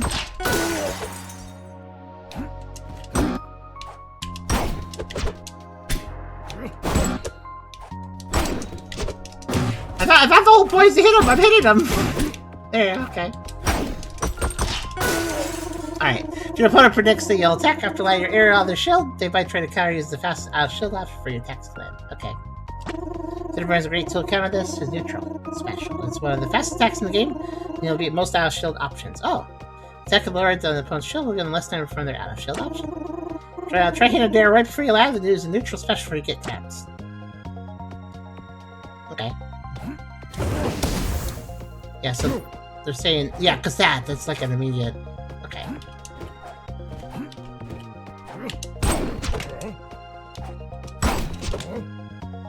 An X before getting grabbed. Except for it's not working. I got punched in the face that time. There we go. Yeah, it's like it'll interrupt. If this is a charge attack, I'm supposed. So this is a weird thing. I'm being told to use a charge attack to quickly interrupt this grab. That's very strange. Basically, I gotta make the charge the smallest charge possible to interrupt the grab. I must hold down the button, but only a very little teeny bit. It's actually kind of weird. There. It's tricky. There. Great work. Most of the concepts of this tutorial take a lot of practice to perfect, but it's necessary to master them in order to defeat tougher opponents. Keep training. Can I just run away from people and do cheap things? Probably not. Okay, wow, we've almost managed to defeat... I feel like being the tutorials is itself quite a challenge. Alright. Offense... Second, actually. It says offense 1 and offense 1, but technically this is offense 2. Welcome to the second advanced offense tutorial. Here we'll learn how to counter floor hugging when using various attacks. Dang floor huggers. That sounds like an insult. Dang floor huggers. Those and floor hugging moves can use attacks quickly after being hit by an attack. Blown up. Oh, I see. They're basically forcing themselves to fall downwards. They hit the floor and recover faster. A low percent of most attacks from the floor hugs. So the easiest way to prevent this is to grab them. Avoid the opponent's strong attack, then grab instead of trying to use an attack or special. Okay, yeah. I mean, it's simple enough. Another natural counter to floor hugs are powerful moves. Launch support. Basically, floor hug is basically they're doing crouchy stuff. I gotcha. Powerful moves to launch the opponent upward. Okay. Cinnamon's up strong is perfect for this. Try whiff punishing the opponent 3 times with an up strong. Whiff punishing? Oh, I see. Whiff punishing. Yeah, whiff punishing. You know, the thing people do to us when we play fighting games and we whiff all the time. Got it. I understand, because we're on the opposite side of that a lot. Yeah, hit or to hit means more risk, reward for added risk. That makes sense. That makes sense. Like charge attacks, too. Okay, so wait for attack to dash forward.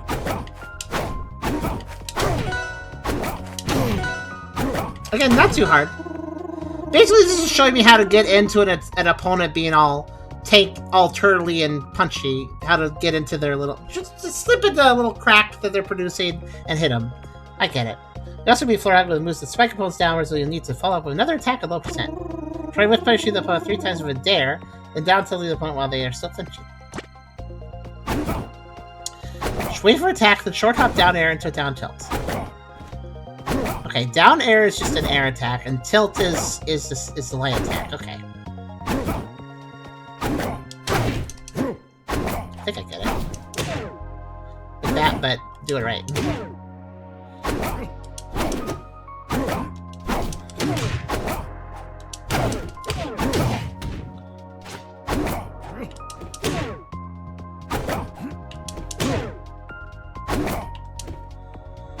I'm actually having trouble auto-falling faster than I can do the attacks. I probably should get the double jumps going. I could just hit the tutorial guy instead. Wait, why is it resetting me? Okay, well.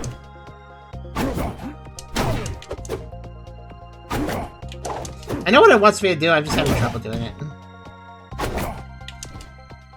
Mostly because I fall too quickly. Dang it, I'm getting behind him by accident. I don't mean to do that. There. Wait, that didn't count? I thought that's what you wanted, a down tilt. This is down tilts, I'm pretty sure. Or... maybe...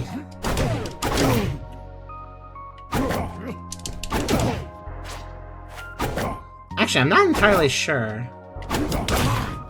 That's how I punish that combo, through that. Oh, I'm a fire now. Wait, how did he... That's weird. I wonder how he got that thing off. Use a short... Oh, I have to use a short hop.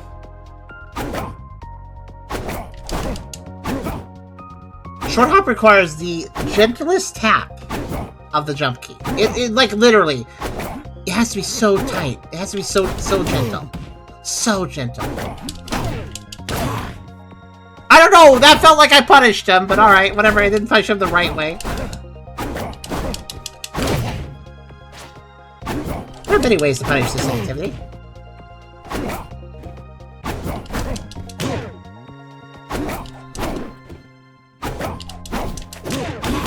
I don't know why it's saying to short hop into a down air. I feel like it's a horrible thing to use.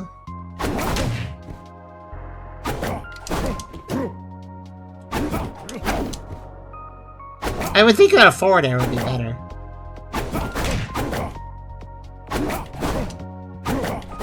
Short hopping is like legitimately... Okay, I see. Forward air doesn't work very well.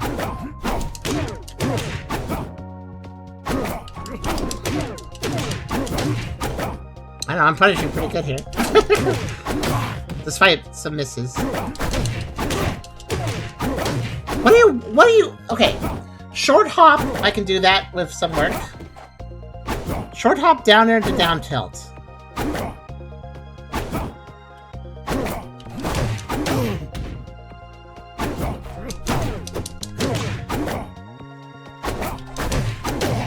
I don't know, firstly...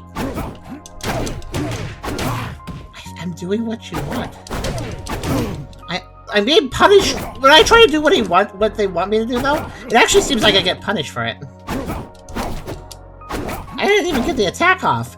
Short hop into a down aerial is really tricky to do because you don't have much air to work with the aerial. I also need to do a down air, which means I need to approach him while doing it. I don't understand this one. Hold on a second.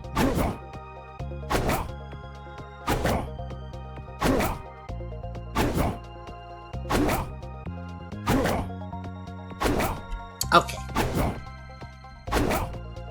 Down air into a down tilt. Just to confirm, tilt is the light attack, correct?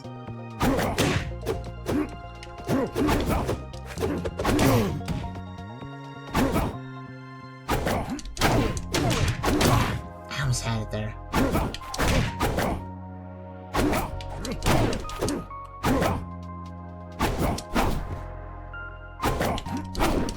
So then I need to just use the A button for most of this.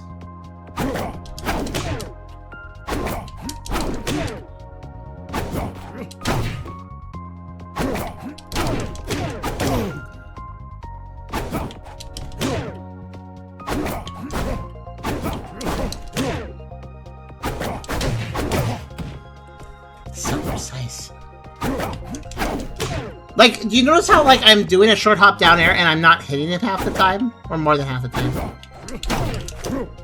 And then when I do hit him, I don't get the down tilt because I have my hand in the wrong position. It's actually quite tricky. I need to hold forward enough to get the down air to hit him, but then I'm holding too far forward to get a down tilt. I gotta move my hand quickly. There, I did it! Finally, I did it! Oh, I finally did the very specific thing I wanted. Let's do it again. Wait, they say one in a row. They say in a row, but actually I can mess up. It's okay. Okay, there. It's such a precise thing they wanted me to do. Do you know how hard it is to do a down aerial with a short hop? You have so little time in the air, and I need to move forward too, because the down aerial doesn't hit very far forward. So I need to move forward with a short hop, and then quickly do a down air before I land on the ground again, even though I'm doing a short hop. It's very tricky. Very, very tricky. I don't know why I would do that. I don't know why I would do that movement. I think I'd prefer just doing a big attack that hits him from a good distance. I don't see the point of using that move like that. I mean, I guess it's surprising. I suppose the most defensive options, they are only effective if they allow for a counterattack. If you're outside the opponent's attack range, it doesn't matter if they floor hug or not. Exactly. The center man will always grab after floor hugging. Hit them far enough away that their grab misses, then grab them yourself. Okay. Oh, that's easy.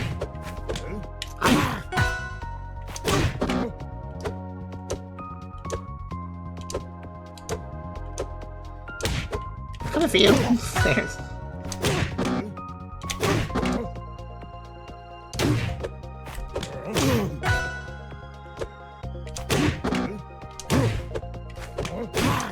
What I want to do is a forward attack. But like, not like, what do you mean, no?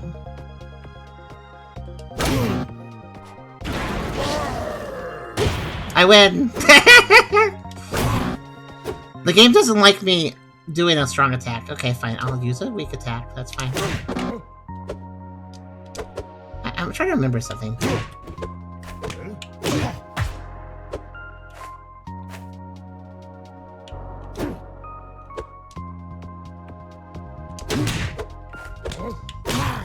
Here's the sad thing. It's requiring me to do the thing I hate the most, which is the walk. Basically, I need to do a forward tilt. That seems to be the only thing that actually works here. Now, forward tilt is tricky because I gotta make sure I walk before I do it, or I will not actually do it. And as I've discussed before, walking is like really sensitive. It's very easy to run by accident when you're trying to walk. Well, that's right. Pick 4 hugs, 5 fire, fire. You can 4 hug their counterattack and punish them. Okay, we're just at this point we're just discussing techniques that are basically well, if you're going to do the annoying thing, I'm going to do the annoying thing. All right, sure. The center always detailed after 4 hugging, try to 4 hug the stack and punish them quick trap. Okay.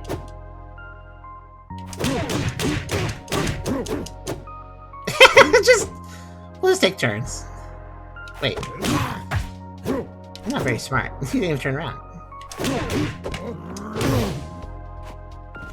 Okay, that was a good grab in my case.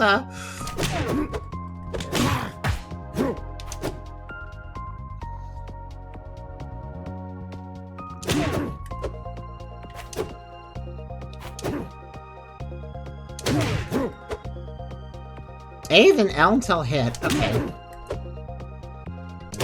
Let me say. What if I just don't get hit, though? Okay, let's see. Wait a minute, I have a thought about something. Oh, yeah, if I don't hold... the game didn't make this clear, but I'm just learning something. If I don't hold down and he hits me, I get knocked to the air very briefly and knocked back. But if I hold down, then I don't get knocked in the air because I'm holding down. I think that technically was what he wanted me to do, but... So, I didn't get the credit because I threw him into the pit. I didn't get the credit because I did too good a job. But I actually did the correct motion there. Basically, what they're suggesting here is that I... hit him, crouch, and then counter.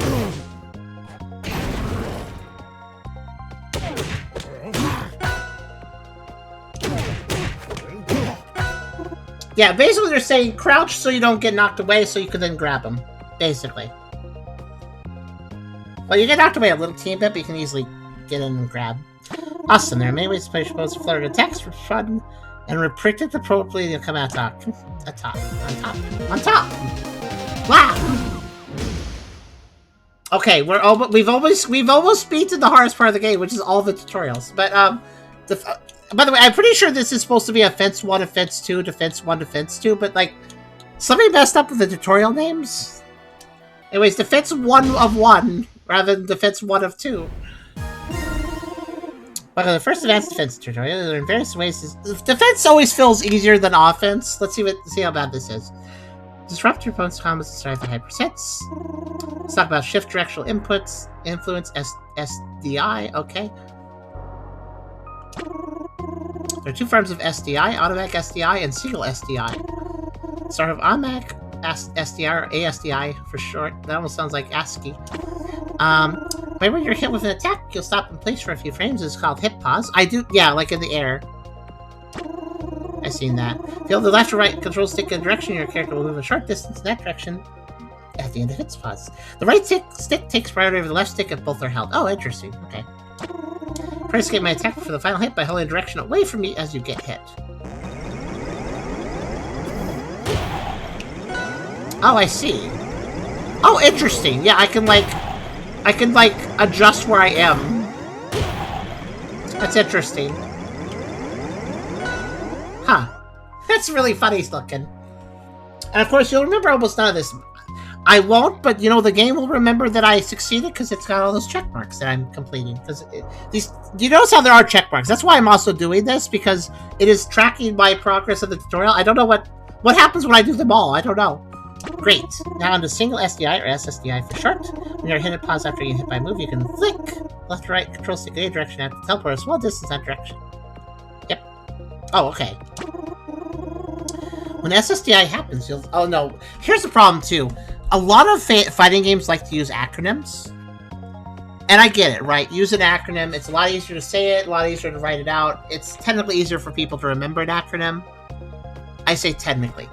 Because you got people like us, where if you give us the full name of the thing, we'll remember it a lot easier than if you give us an acronym. An acronym is an extra step of having to decode what the acronym means. So if you start using a bunch of acronyms around us, you will get us confused.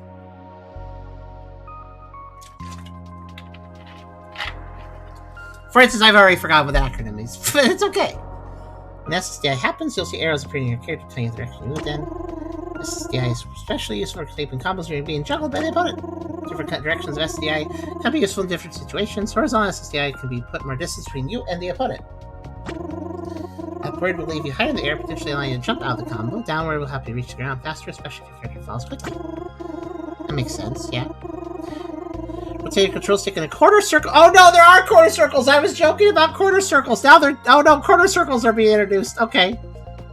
Rotate your control stick in a quarter circle motion to make timing inputs easier. It says change your control stick's direction by more than 45 degrees during hit pause will count as an input. Okay. We have entered quarter circle territory, god boy.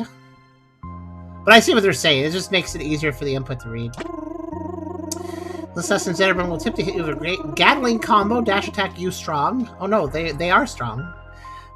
This combo only works if you're close enough to get to him after getting hit by dash attack. You can get away by timing an SSDI input as soon as the dash attack hits you. Turn SSDI left to escape 3 Gatling combos. I forgot what buttons I need to do that. Okay, wait, hold on. Oh yeah, it's okay.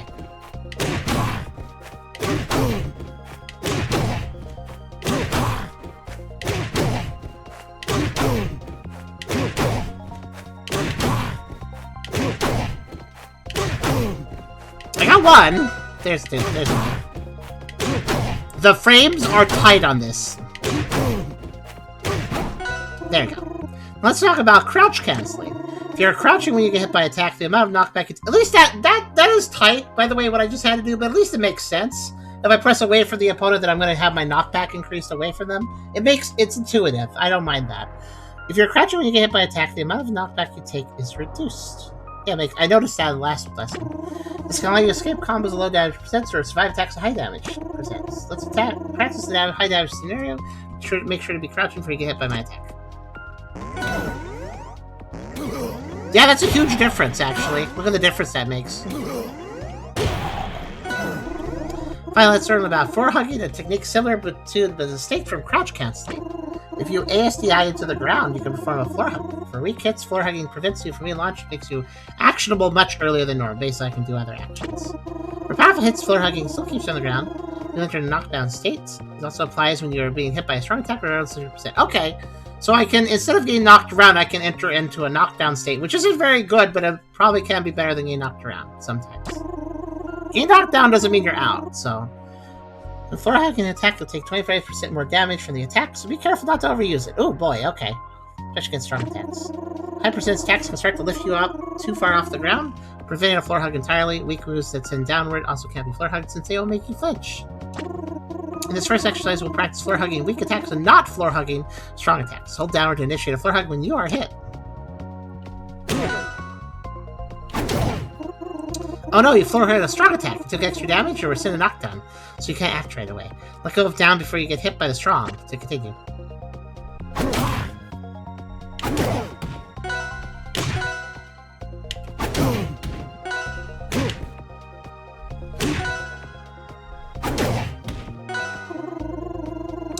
I see. I was actually succeeding by allowing myself to get hit by the strong ones. Interesting. Because I didn't want to, because I get less damage that way, I guess, or something. Weird. Weird that I completed that by messing up a little bit, but I guess I messed up the right way. Since you're inactionable much earlier than normal after floor hugging, you may be able to launch your counterattack. Or try to grab your opponent after floor hugging and attack. Okay.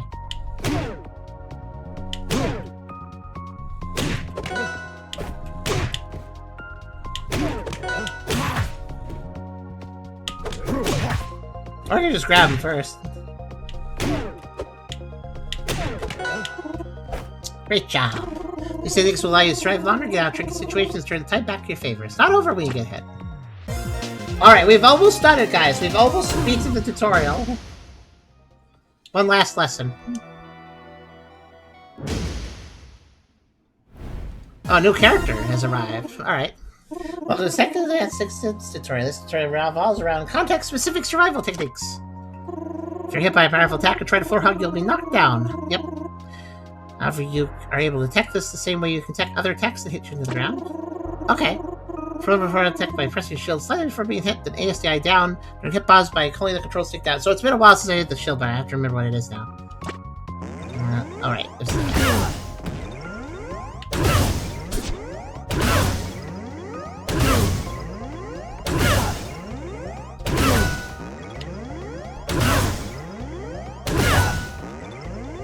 Yeah, I'm doing a backflip. Time it right. Next up is pummel breaking. When an opponent grabs you, they might choose to pummel you before throwing. There are two types of pummels: normal, by pressing attack, and special. No, this is just a defense version of what I learned in like intermediate. Okay. To correctly guess what type of pummel the opponent will use, press the same button, you'll break out. Think fast.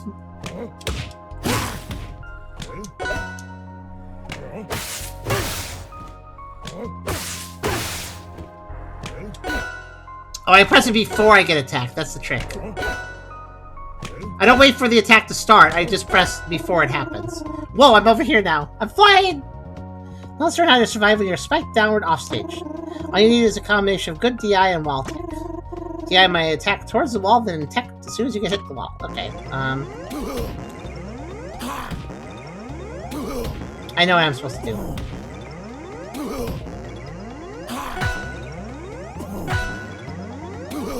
There, okay. Just had to get the timing. Finally, let's learn how to survive strong attacks at the ledge. While you're at hitbox near a wall, you can hold your joystick towards the wall and wall tech regardless of direction the attack will send you. Or you can't input the tech while frozen hitbox, so you'll need to press the shield button before the attack hits you. Use an up special to ride up this wall, then tech by attack 3 times in a row. I gotcha.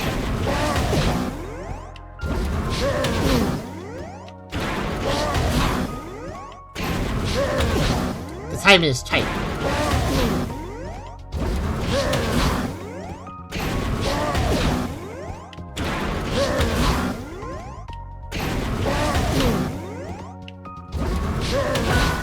Oh, I have to hold towards the wall too. I didn't think about that.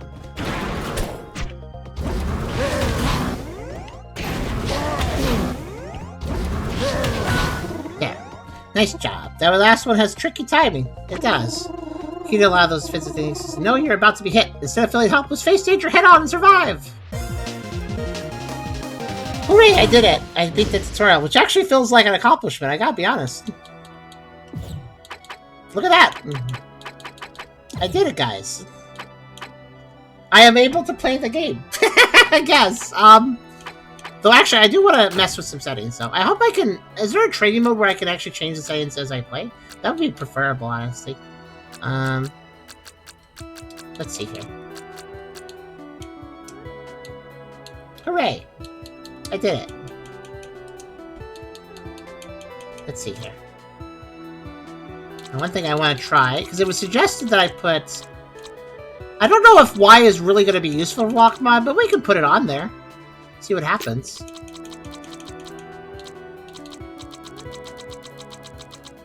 I also want to adjust this. I think that the hard press threshold needs to be way lower. Let's keep in mind it's at 80 right now.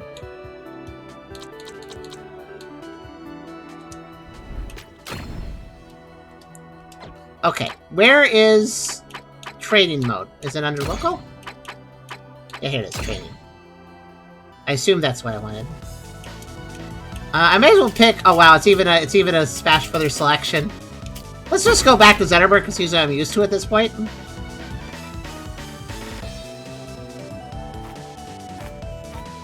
Oh, there's a playtest mode. That's kind of cool. Look at this. You can test out how you feel about things. That's a kind of a neat feature.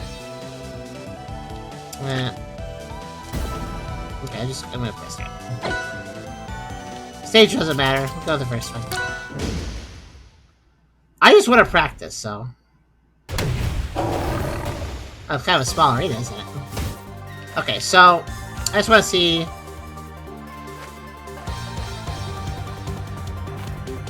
Still feels a little too easy to run. Hold on, can I adjust it here? Elba does actually let me. Oh, there's like a debug mode. Huh.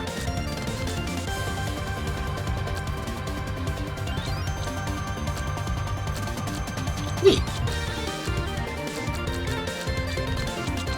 Oh, this almost sounds like Toho music. Okay, I do have a distinct problem. It appears that you can only adjust... Okay, yeah, so... There's one thing I don't like. It appears that if I want to adjust my, controls, I can't be in a match to do it. I have to back out to the main screen and then go back in here. This is kind of tedious, because I want to adjust the hard press threshold to something that feels comfortable. But to adjust it to something that feels comfortable, I must go to this menu, adjust it to something, save it, pop into a quick match with something, see how it feels, and if I don't like it, back all the way back out. You see the problem, right? I need to fine-tune this, but this is really slow to fine-tune, so... Okay, let's see. Okay, I think that whatever I'm adjusting isn't helping.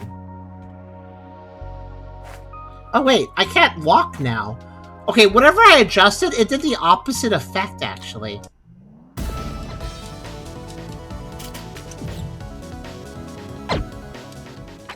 The screens are kind of laggy, aren't they?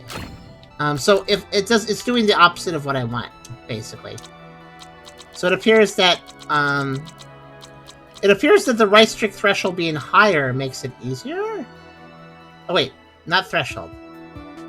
Oh shoot, what was this at? Hold on, let me discard that. So hard press threshold needs to be more, I guess, not less. Yeah, so it was at 80 before. Let's put it all the way to 100, I guess? Or 95? Sure, 95. Let's see how that feels.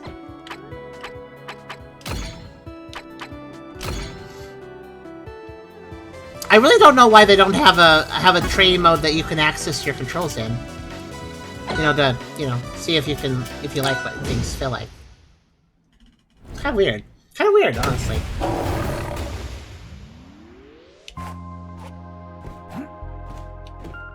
All right, let's see here.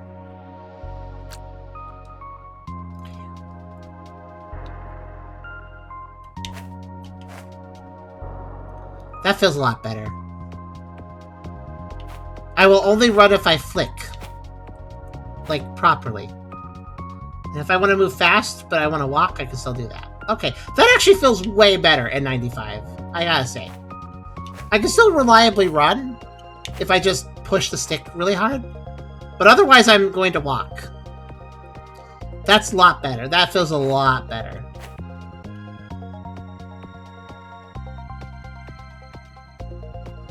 I may have moved from 80 to 95, but it honestly feels like I moved a lot more than that. Yeah, this is way... Now I can actually reliably F-tilt. Oh, nice. I still sometimes running by accident, but this is a lot more reliable for me.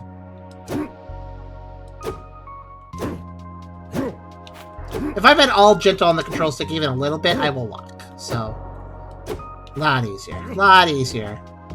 Oh yeah, let's see about this Y button. What's this do? Okay, while Y is held, I can't run. Even if I'm trying to run, if Y is being held. So I guess that's what Y does. Y just makes it so I will walk no matter what. Not really the most convenient button, though, for that, but... why not? Why not have it there, I guess? Okay. Well, I think I've figured out things. You know what? Let's do this. You know what? All I've done is beat training, but I feel like I've done a lot at the same time. If that makes any sense. So what are the game modes? What do we have here? We have replays, credits, obviously stats and stuff, and inventory. What's inventory? Just probably the stuff I got from the shop and stuff. Yeah. Lovers Unmatched. Oh, there's oh wow, there's so there's even a battle pass is what they're called, right? Uh-huh. Well, I guess this game is gone. So this game doesn't just have a cash shop, it has a battle pass.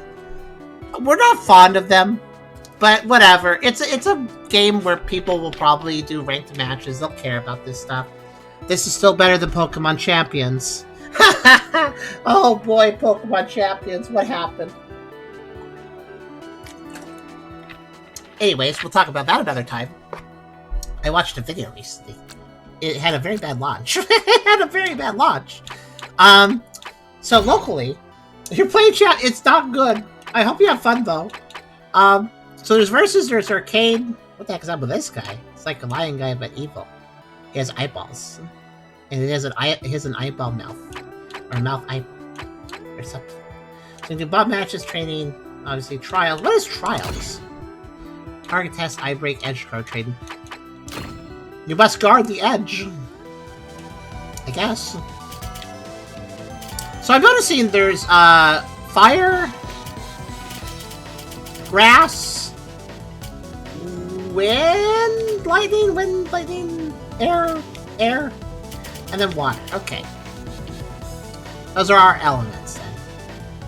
So, I mean, I'll just play Zetterburn for a second. I just want to see if this mode is. At this point, I'm just kind of winding down. Let's see what the target test. Okay, this is. I thought so. It's break the targets. Okay. No. But I lost. Oh no. Don't fall down pits.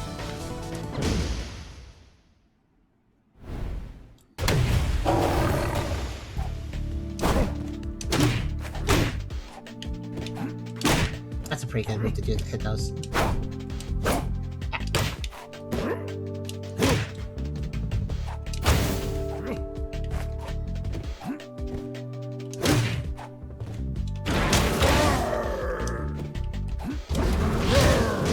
I'm not fast, but I did it.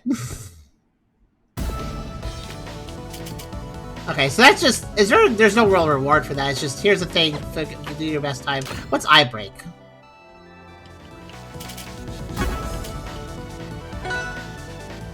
I guess I get to pick a stage. I'll pick this one. The Fire Capital. Oh no. The Fire Nation attacks? Eye break. There's an eye there. I gotta say, the music is pretty rad in this game. Has a retro feel.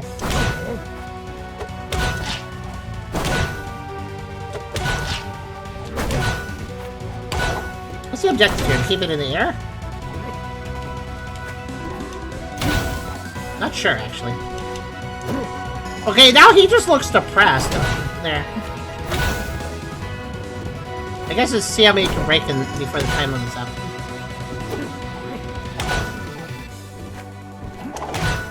Why am I breaking eyeballs?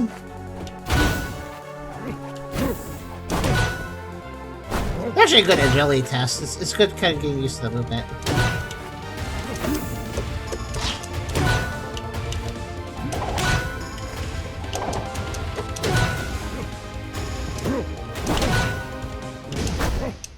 Ah. I imagine people have easily subbed 10 second times. Oh, easily, yeah. 100% happened. Don't even have to state that. Edgeguard train. Okay, yeah. Yeah. I guess I'll be the blue one. Let's check out the stages too a little bit.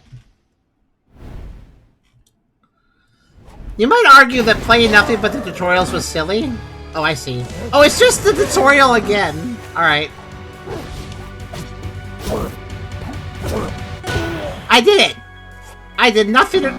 Luigi wins by doing absolutely nothing. You know, it'd be easier to do this if I knew where he was spawning.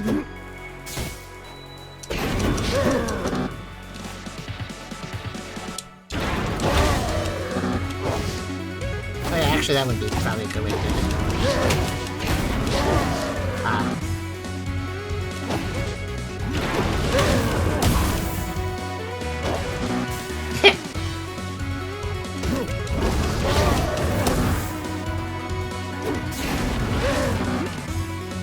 Guess I could just grab the ledge myself. Okay, somebody just lands up here and I can't do anything about it.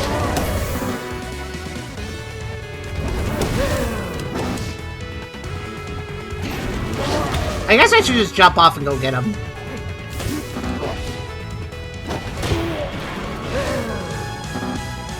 It'd be easier to do this if I knew where he was gonna be.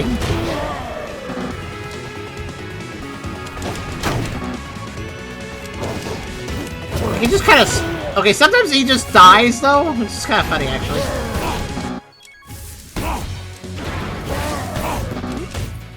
Oh, what?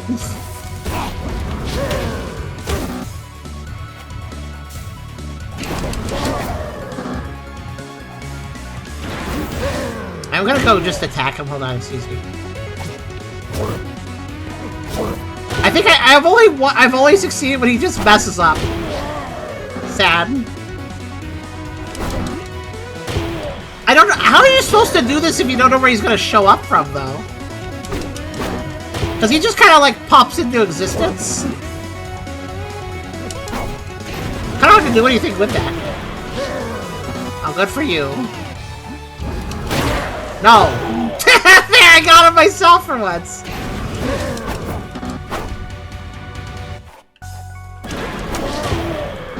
I found the trick, if nothing else. Just a matter of actually catching him now.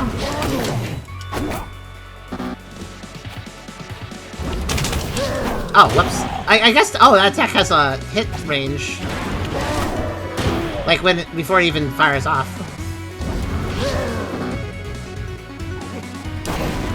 Dang it. It's very tricky. How many times do I gotta do this, actually? It's just kind of right side and left side. Oh, I see. I can switch what side he does it on. Look how he started attacking me. That's not part of the game. Get out of here.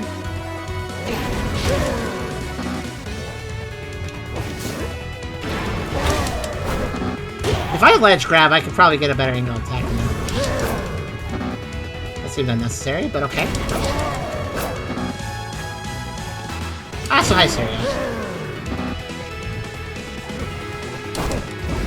Dang it. I don't know what he's gonna do, and then by the time he does it, I don't have enough time to react.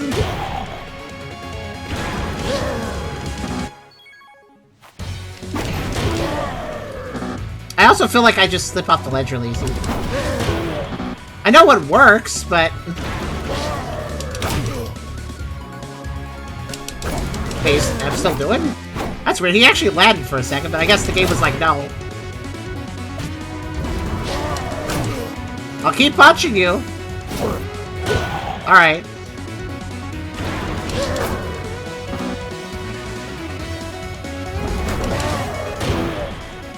Perfectly timed punches work pretty well. Oh, he actually didn't make that jump.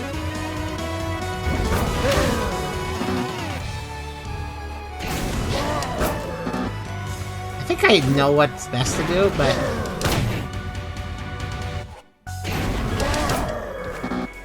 I have to get on the right angle for this to work. I do like how somebody just messes up entirely, though. It's pretty funny.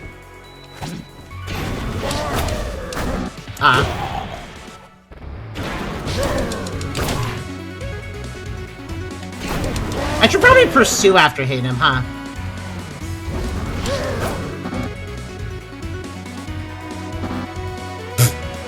When he's that high up, I can't do anything at all. Hello, Cyrus. Hello. Good night, Cyrus.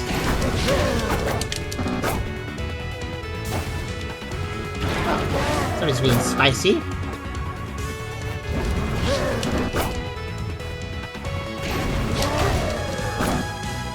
Oh, thank you. Put your... Yes! Oh, wait, this is charge. I just remembered. Hold on a second.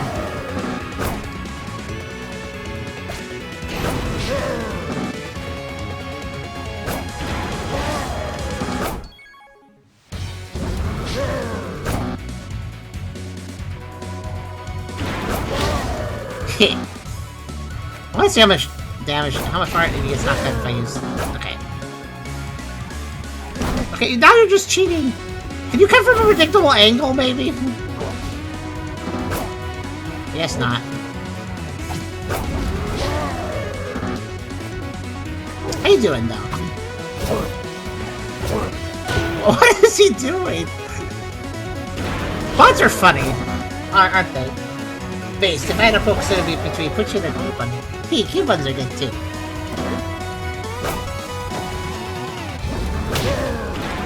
It doesn't really... You can't really hit him when he's on fire, it kind of hurts you.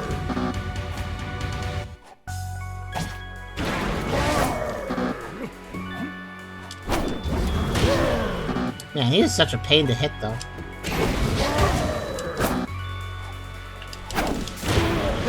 I think this challenge was kind of dumb, though, because I feel like I should know where he's spawning from, but he kind of just chooses random places. EVs are good. So, I think, let's see. And then we got versus and arcade. So, what's arcade? Just going through matches? I kind of want to... You know what I want to do? Here's what we're going to do. The most efficient way to check out this game a little further. We got a lot of characters. Speaking of hyenas, I guess we have a hyena. That's cool. Force burn. Alright, I'm gonna do this. I'm gonna do a bot match. This lets us see the fighters in a quicker way. So, let's pick Force burn. Let's pick... Oh wait, bot match includes me. I wanted to... Oh wait, hold on. Let me... No. I want to make me a bot. Is that an option? Also, I need to select skins. I know for a fact that some characters have skins. I don't know how you access them, though. Oh, I figured it out. It's the children's. From what I understand, I know the fleet has some special skins. It looks like I might need a mod for those. Okay. But this isn't really skins, this is just colors. Actually, how do you access skins? It says random skins on and off, but I don't want a random skin, I want a specific skin.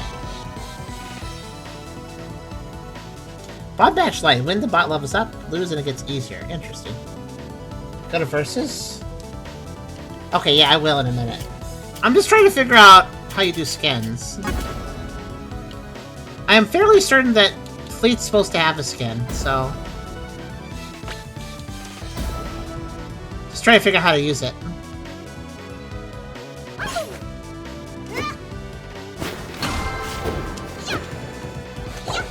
I think she's like an archer. Yeah. Let's see.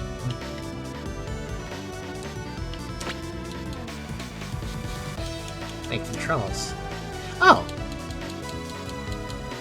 So there's some control stuff you can do here. There's advanced controls let you... Oh, okay! Wow, there's a lot you can modify here. I didn't even know about all this. Huh.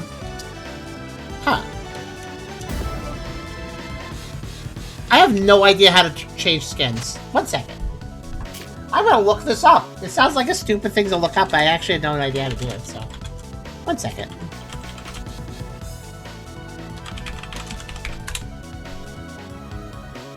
Shoulder button, one row changes colors, the other changes... Oh, the other one! So this one changes colors, and this one changes skins. Supposedly.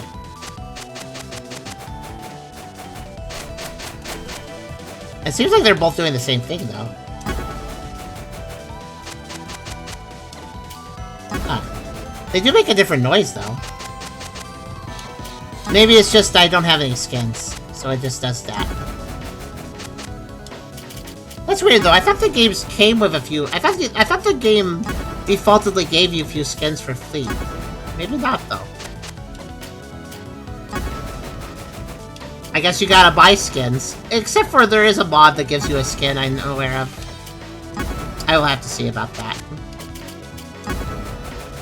Oh, he has a skin. Okay, so I have a skin for this guy. It's a soccer uniform. So, I guess I don't generally have skins except for I get one for Craig.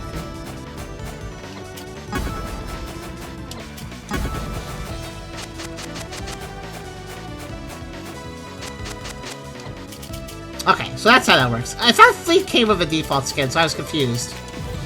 I guess I will do that one mod that gives Fleet a skin then, for a purpose later. Okay. So, yeah, we'll go to Versus.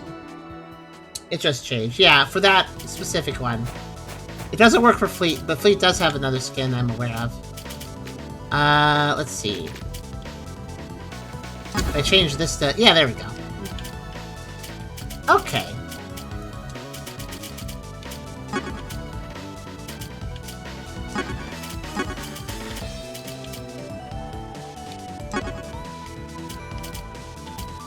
Let's just check out. How do I move the? Oh, that's how. Okay.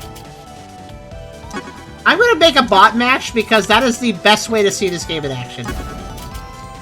And I just want to get everybody on the fire team right now.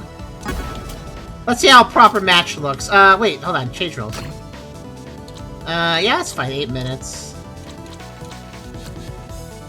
I don't know what any of these items do. But I will find out as we watch. There seems to be bombs, as there should be.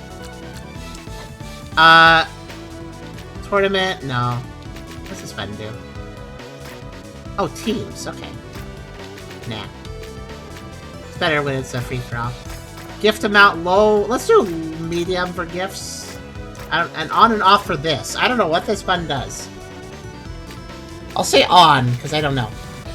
Okay, let's see how that goes. We'll give them, by the way, we'll give them 5-minute matches. There we go. Now we can actually see... Items are off? Hold on. No, they shouldn't be. They're on medium.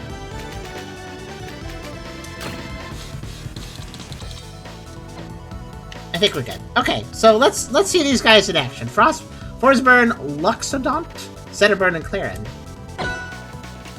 And we'll just check the first stage. Oh, look at that. Look at that scary plant guy. It even tells you, like, the side and top and middle blast bones, where they all are. That's kind of cool. Amount of meters. Why is everybody just guarding? Alright, well.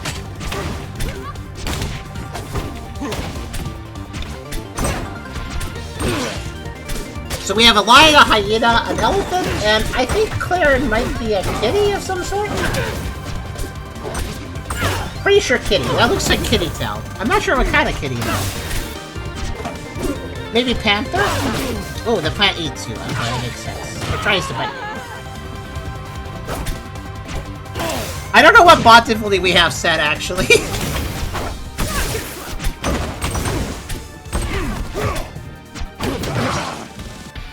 Yeah, items are on. There's a cheese there. I bet that kills them. Nobody wants the cheese. This bot level can't be that high. They're acting kind of weird. I guess I'll do a proper fight myself. I just want to witness all the fighters first. They're not watching that plant. That plant's dangerous. Does anybody want the cheese? Nobody wants the cheese. Oh, he got the cheese. He threw the cheese. I'm pretty sure you're supposed to eat cheese, but okay.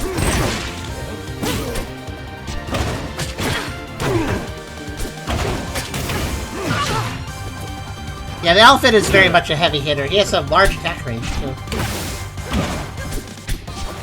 Interesting, that guy got hit in one direction and flew the other way.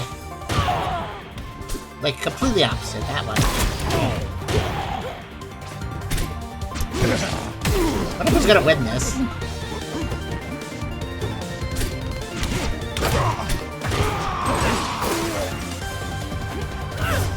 There's a bomb there. They're gonna grab it, I wonder.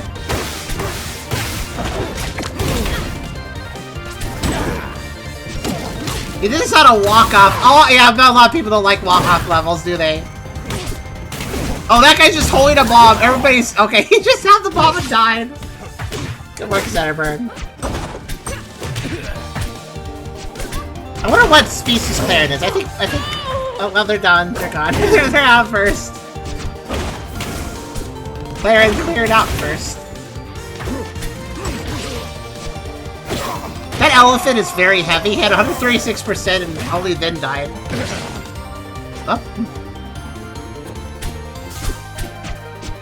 Is Hyena the winner? Is Hyena gonna win?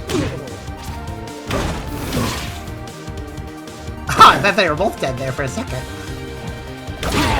Ah, Lion won. Lion versus Hyena is a good way to end it, actually.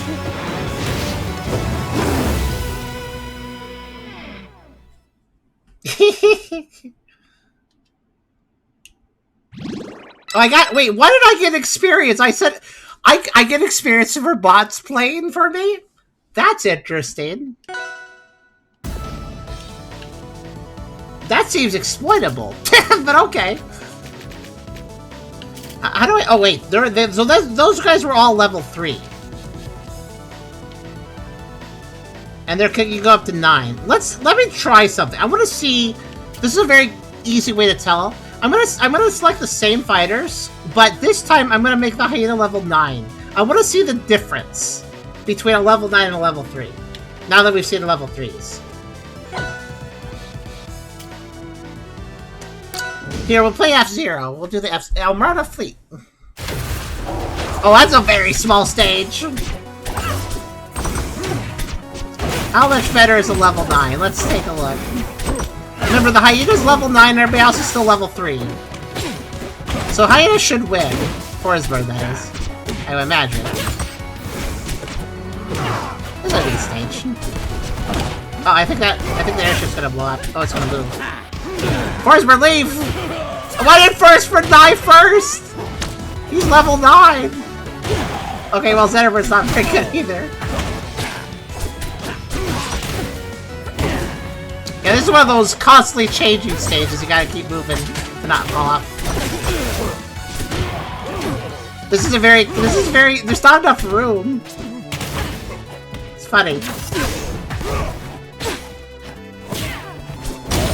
I noticed the bots don't seem to really understand items, even the level 9. Furry-Smash, move! Furry-Smash, move! Furry-Smash!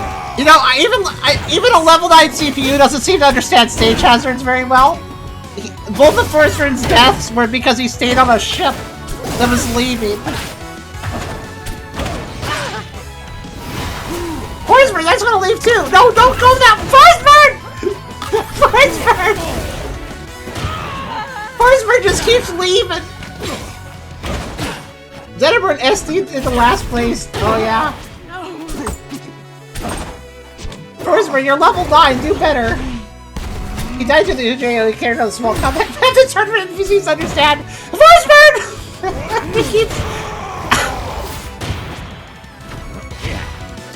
Oh, that was... Yeah, I guess the elephant... It's one of the stations that seem to intelligence. It's either not the best map or it is the best map when you think about it another way. Well, we did see another character win, though. That was pretty good. I kind of want to see all the victory animations, but I do like getting experience for their. I like that I get experience on the CPUs doing this. I guess the elephant did have the advantage though, considering he hits hard, but he's hard to escape from. But that stage was honestly a lot of these stages seem very small though. I mean, like look at this stage. This doesn't look all that big either.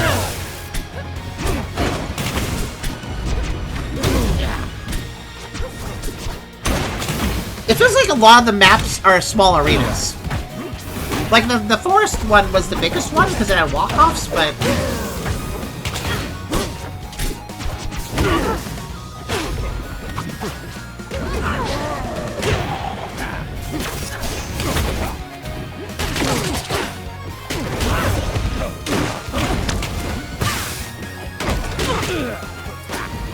I just realized Luxodon seems to have a new skin.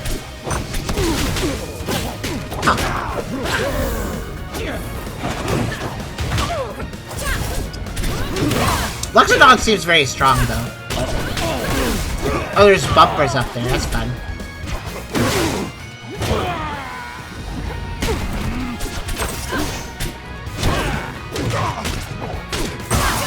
Okay, Furry-Smash, you have more room now, so...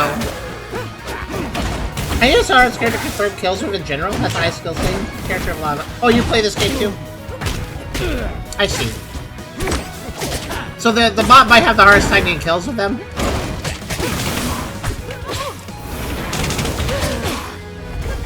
like this. He's like using smoke screen and stuff.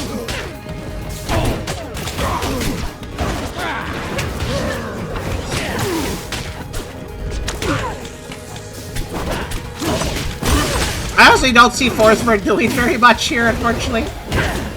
He's kind of tricky, but he's not very strong. He's making illusions and stuff, but like, it's not gonna kill your opponent, yeah. He's doing tricky things, but he's not doing attacks.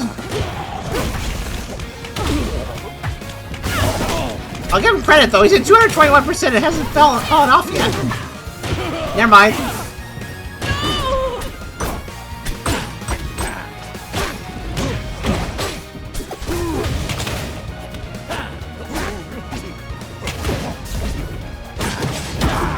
Oh, he's literally just parking himself. Why did you fall off? Forsberg, you're such a dumbass! Forsberg can't handle pits. I'm learning this. Like, Forsberg just cannot... Okay, you know what? Let me remove characters I've already won. I'll just keep switching them out until we see them all. Forsberg... I don't know if you watched Forsberg's failure there, but he was just a dumbass. I mean, I'd probably be as equally as stupid, but at least I have a reason to be because I'm dumb. You're a CPU level 9, you don't have a reason. Okay, let's switch some characters around. Let's put you to that. I just want to see everybody's victory animation. So, what do we have then? Forsberg, obviously Hyena, Claren, Panther. So now we have La Reina, who seems to be kind of doing a luchador thing, and he seems to be an ant. And then Galvin here looks like a rhino or dino. I can't tell which. A dino, actually. No, I'll give him level 9 until he wins, okay?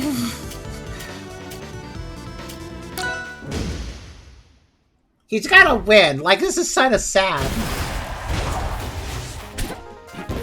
Chris says, I played the first one, haven't played second. Not sure if it looks better than the first. Some people don't think it does. Some people think it does. Yeah, I guess he's a dino. Kind of seems more dino. He's a pretty cool big dino. He kind of looks like a Replicant or a Maverick. He looks like a boss I'd fight in Mega Man X. Galvin, that is.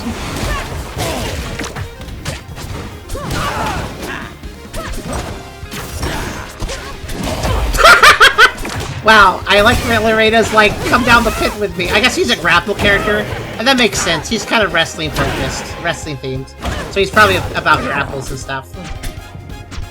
Also ants and their strength, so I like his design's pretty cool.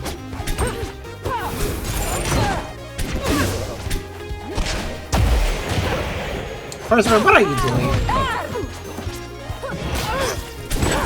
Forsberg always just locks himself right into the middle of everybody else's attacks. I don't really know why he does that. Forsberg Forsberg has the worst air control, my goodness. Lorena's a woman ant. Oh, cool.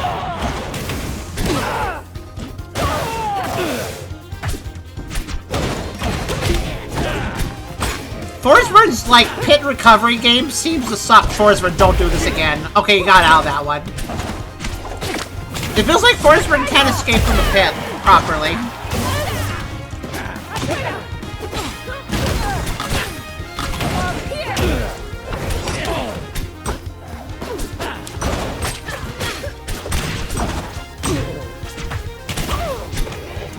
Yeah, so now it's a question of how long will it take Forsberg to win when he's the only level 9 AI? I'm kind of getting the impression Furry-Smash-Bros kind of sucks, which makes me sad because he's a hyena and I'm a hyena. I like that table move that Lorena can do. That's pretty cool. It looks like she can place chairs too. She's definitely doing like doing pro wrestling stuff. All the like tables and chairs.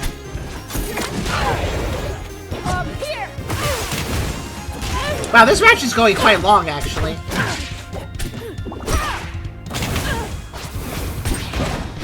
Given the structure of the stage, I guess there's a lot of ways to recover.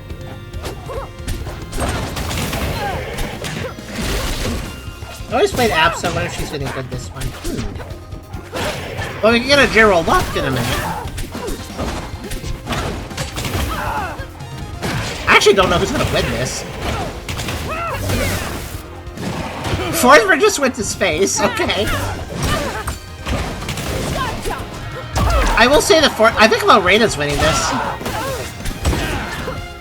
Observation, the big heavyweight characters seem to have an advantage in most cases. Like, their high damage seems to be beneficial. Galvin seems too slow to be very useful. What was nighttime? Bees. No, don't throw the bees. No, he threw the bees! He threw the bees on the Boysburn. Boysburn just can't catch a break. I don't think Boysburn's winning this, unless something crazy happens. Well, I don't know, he has the lowest damage right now. Maybe.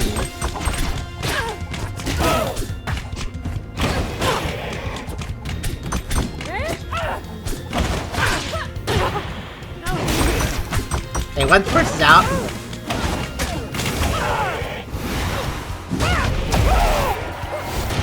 Okay. Oh! Boysburn won!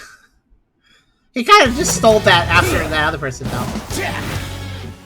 You have been deceived. Yeah, you deceived me into thinking that you would never win, but then you won. Amazing. He's pretty cool, though. Besides the fact he can't apparently win very easily. I love receiving rewards when I don't earn them. It's fun. Okay, let's switch to Olympia. So, Crystal Gauntlet Mouse. Clarence still hasn't won. Let's move to... Yeah, let's just do that. Alright, let's... I'm going to go through... Every character's going to win one, and then that's basically what I'm going to end. Maybe I'll do a match myself, but... Yeah, that's what I was going to do. Alright, let's see who can win about this group.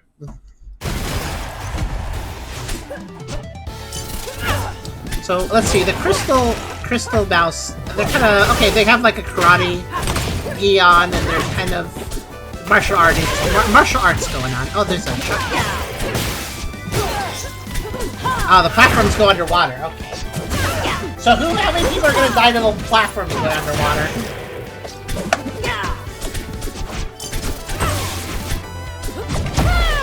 That is a big orca statue on that hill over there.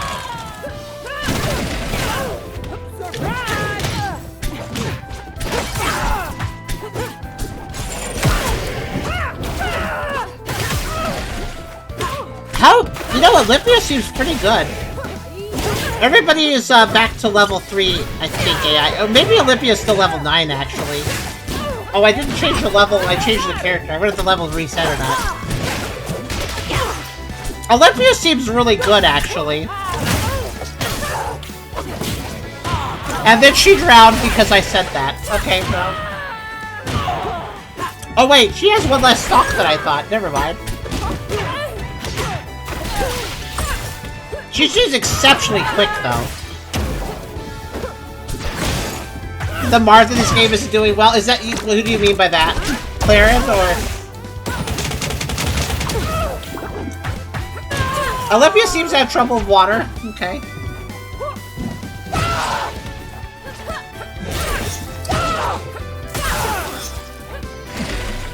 So, I've noticed that the heavyweights are generally good, but I don't think Galvin is. I think Galvin just seems to be too slow.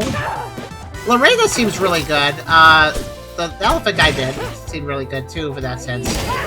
The Galvin looks like... He kind of seems like the Bowser. I think Bowser kind of sucked in Smash, too, right? He kind of makes me think Bowser, both in his design and also his I'm slow and not very good kind of way. Whee! Whee! What was that? They were just like tornado. Sigo siendo la reina. Oh, she's straight up like Spanish. That's pretty cool, actually. Command grab streamer. No. That was a bit of high skill setting character. We got set us to place drills, places, hazards. Oh, so he's a hazard setter upper. Yeah, that's a little trickier. The bots are gonna have trouble with that, yeah. Mostly the bots don't really do a good job with getting, I know some bots seem to have trouble even interacting with items. Also, Olympia was level 9, I'd like to point out. It feels like setting the character as level 9 doesn't really make them all that much better than level 3. Like, she was one of the first to get eliminated, so it didn't really make a difference.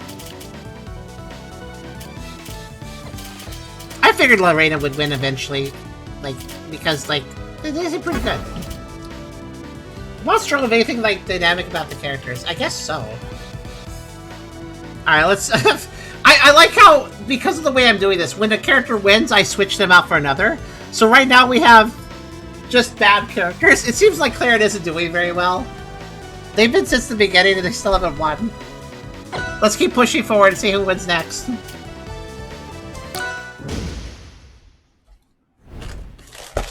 Bot stuck with the character gimmicks. I guess so.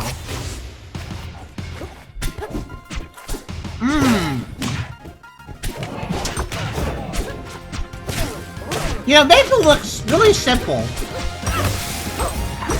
Actually, you know, Maple... Okay, I'm sorry to put it this way, but why is Maple... Maple looks naked. Like, everybody else has some sort of armor and clothes and stuff, and Maple's just like... Yeah, natural! I have leap swords! That's it. What is everybody is just hanging out? Why is everybody dying in that pit? What the hell? Olympia's already out. What the hell just happened? Well, I do appreciate it, though. I like Maple. I like how natural she is. Anyways, she's gone now. It didn't last very long. The bots had so much trouble. Okay, you know what? Actually, watching the bots play has taught me. Claren. You do Claren got out of the pit, got hit, and then decided to deviate into the pit. Congratulations, Galva! You won through no power of your own, just because everyone else was being stupid. Everybody saw, like, that one pit, nobody could figure it out. Okay, but there's a larger thing here I noticed. Maple comes from a very all-natural forest community, so less society norms, the sandstone like those. That's really cool, actually. I like that. I like that as a character design. So, okay, I'm noticing something about the bots. Especially on that round, where they couldn't navigate a simple stage like wall and pit. The bots suck in this game, which tells me something very big. This game is meant to be competitive, isn't it? It's meant to be player versus player. Now, of course, all fighting games are to some extent, but if we were to switch over to one of the Smash Brothers games, you know, Super Smash Brothers games, the bots in that are fairly decent. They're not perfect. They still struggle with character gimmicks too.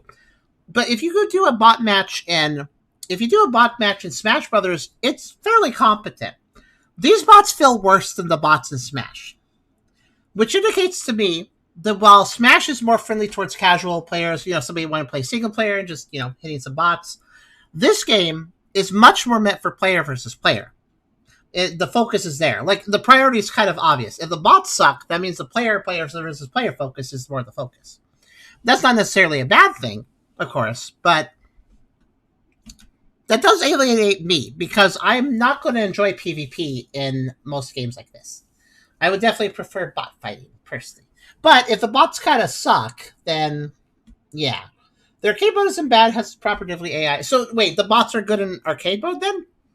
Wonder why they can't navigate things well here. Huh. Let's do a free-for-all, which I think makes it so the AI can't really adapt anything? Really? Huh. Well, free-for-all is just the best way to show off each character. I went through all the tutorials, and I'm tired after doing... Like, honestly, I went through all the tutorials, I defeated them all, and I felt kind of done after that, because, like, that was so much. So, let's do Craig. Okay. Alright, who's going to win this group?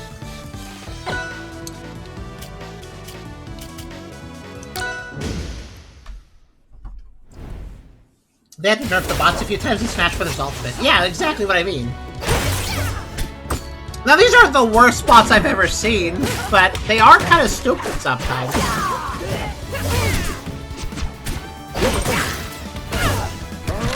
I guess I could make them all level 9. See what that changes. If they're all level 9. I have a feeling they will still be stupid the same ways, though.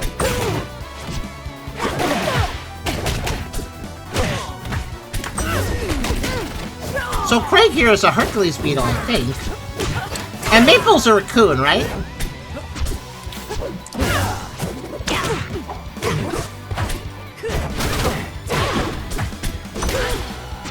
guy ever wants to cheese. I know one thing I noticed about the bots. Can you break out of that tornado? Because I noticed the bots never do. So I guess the bots just don't know how to build a tornado. That sure looks like something you can break out of. Oh, interesting. Craig saved himself with a platform he made. Huh. That's kind of neat. So Craig can just make a platform. Oh, everybody's trying to use the platform. That wasn't very smart. Oh, Craig made another platform. Craig kind of got a good recovery game there, actually. Watchers prefer to tech off the ceiling. Oh, wow. You're right, actually. I saw that. I did there, too. Huh.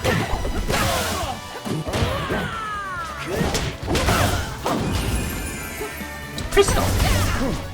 Oh, that's interesting. So Olympia can throw one of her gauntlet crystals and then makes a little AoE area you have to escape from. I like Craig to just like, I'm gonna make a platform. He likes making platforms. He's being good in Minecraft.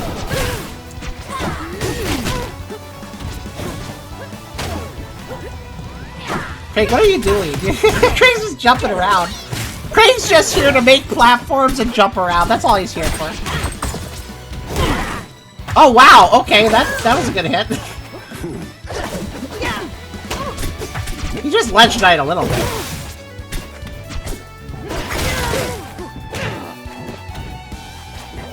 I'm just giving some of the stage game layout, either the custom stage or the game has ability to do the Smash-Bros. Oh yeah, Metasol, yeah. Also, Love 9 by the beginning of Ultimate were crazy strong. That's kind of cool. Did they when they nerfed the bots in Ultimate? Did they keep that as a selectable like crazy difficulty? You can still select it. Sounds kind of neat to keep that sort of thing.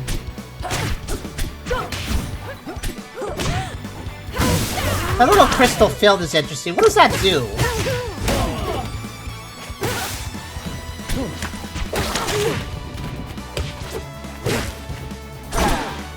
I'm guessing it's like some sort of buff or something.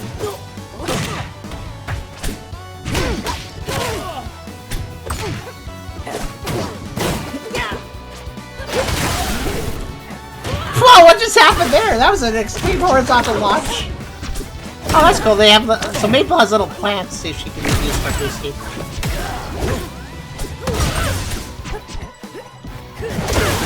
Okay, next match I'm gonna give everybody. Why did you jump into the tornado? Claire, you didn't even have to.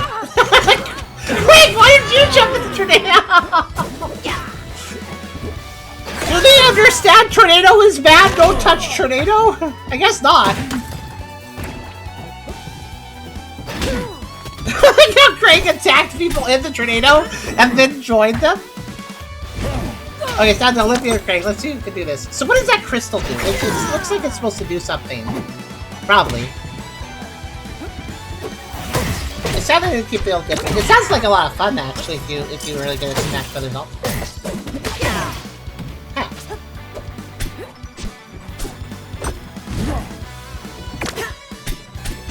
Okay, are you just gonna hold the bomb and explode and die, Olympia? Is that what you're gonna do next? Oh wait, you actually did say that. Wait, there's a... Uh-oh. Olympia! Oh, wow, you got lucky there. She could have gotten launched out, but she didn't. Oh, she just teched the ceiling again, didn't she?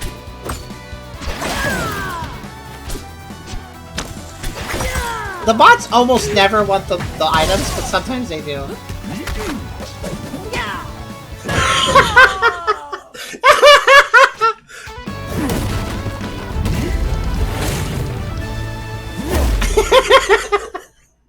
I think my favorite part of that is as Olympia was slowly falling to her death, Craig just picked up a block, stood on the edge, and started hopping a bunch.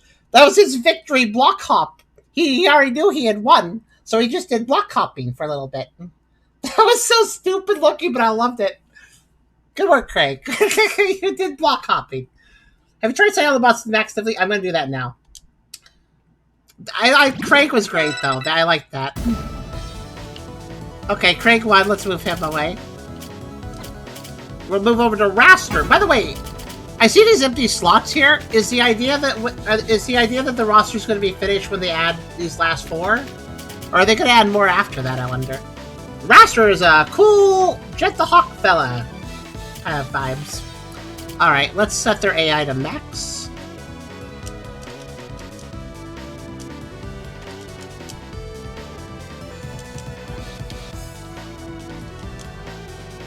There, level 9 for everyone. Let's see who can do this. Let's see how that changes if they look any smarter when they're all level 9. I guess we'll find out. I think I'm having more fun watching the bots do stupid things than I had trying to get through all the tutorials. Bot matches are always entertaining. So, Olympia's little crystal field, what does that do? That one. Okay, they're moving a lot faster now. Oh wow, this environment's weird. Can you only... Oh, I see the walls break. Okay, you hit people into them. I was gonna say, can you only get ring-outs with a vertical launch? No, you can break those. Wow!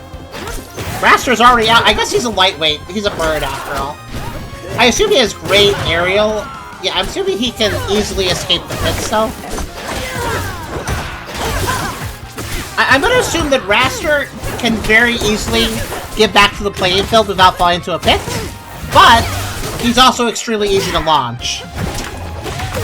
Because he's a bird and he has light bones. Yeah, he does seem... Like, he's at 78 and can launch quite far. We don't even have a heavyweight on the field right now, so... Yeah, he's very launchable. That's what I figured. That's how he worked. I do like his moves, though. I'm watching him do all these kicks and stuff. He's very, what's the word? He's kind of a show-off from how he's fighting, I noticed.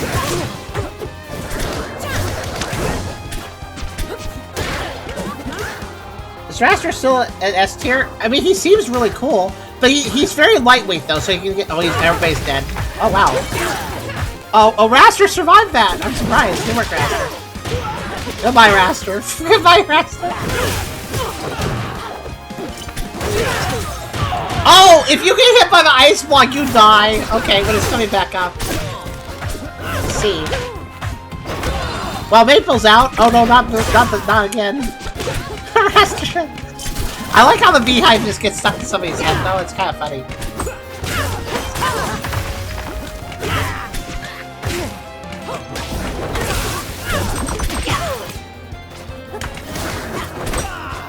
I'd like to note that Claren has been here the longest without getting a win. I actually wonder how long it'll take Claren to actually win.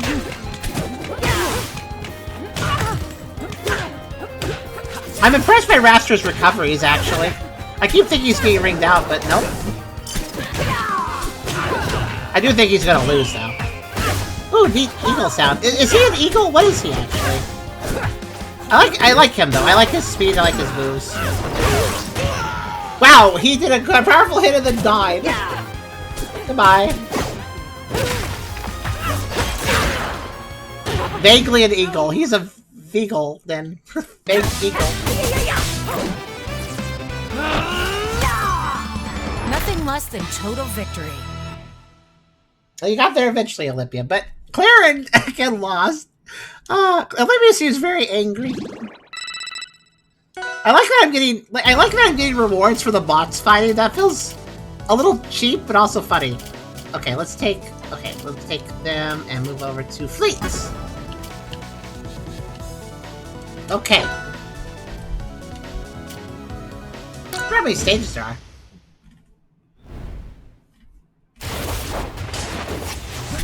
Honestly, Raster did pretty well that round. I would say he's probably... Oh, this is look at these armadillo things. So now we have Fleet, who is a boss, probably. By the way, was Rivals in Danger made by a group of furries, or was that just... Was the furriness of it all just kind of a coincidence? Fleet, where are you going? Okay, they decided to recover. Wow, that move that Raster just pulled off was really cool. I wonder if this is actually... Like, is Rivals a furry series? A bunch of, not all the devs are furries. Okay, I guess there's that.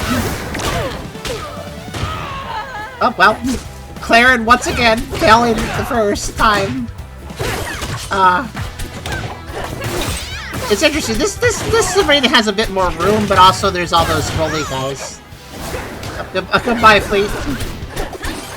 So I assume Fleet wants range, because she's an archer.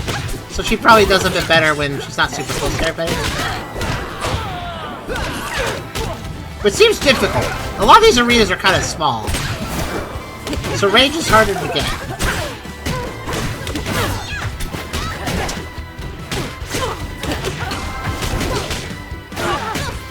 Fleet, stop running to the bumper!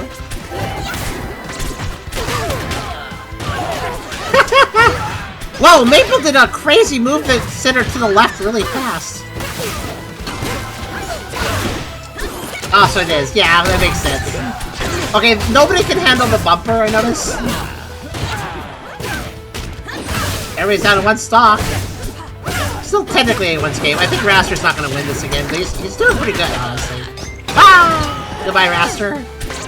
But the armadillo, you didn't see the armadillo coming.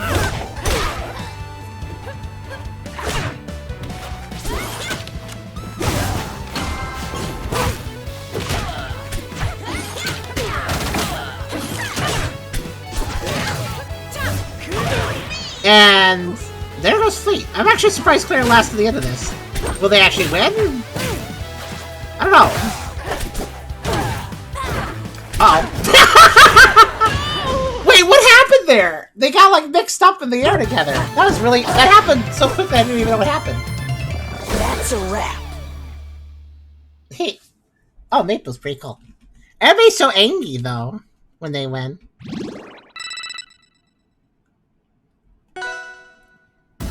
Alright, Maple got a win. Alright, let's move Maple over. Okay, we'll do Absa, who's a goat, I believe? They look like, kind of like a monk or something. To this stage.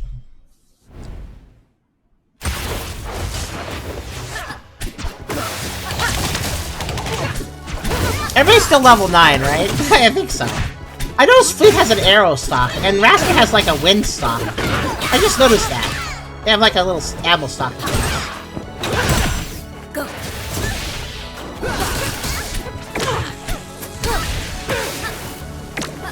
Interesting, like dark fountain void element thing going on here. Oh, there's storm clouds. They hurt. So falling is not a void out, but it knocks you up with a lot of damage.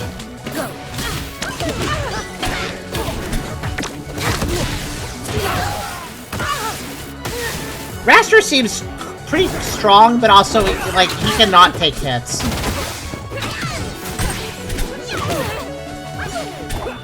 Absa here. I don't know, I haven't got much of an impression about her yet. She can turn into, like, a lightning orb. That's kinda neat. She learned that from Mario from Super Mario Odyssey.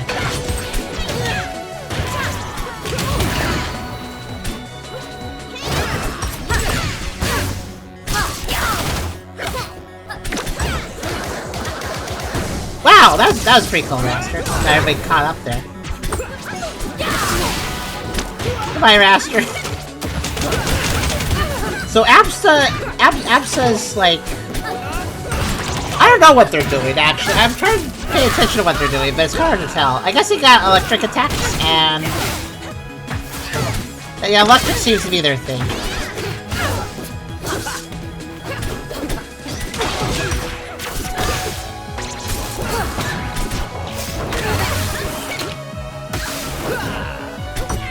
They haven't really done that much, honestly. I guess they place thunderclouds. Oh, they're like sheep man. They place thunderclouds in the air. Floating Pikachu. Yeah, that makes sense. I didn't notice they just seem to be floating around a lot. They spend a lot of time just floating. Go.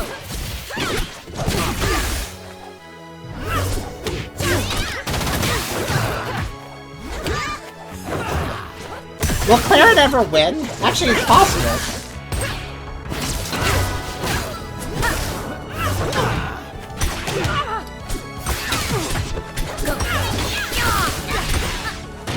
Wow, that was a double kill. Good work on Absa there.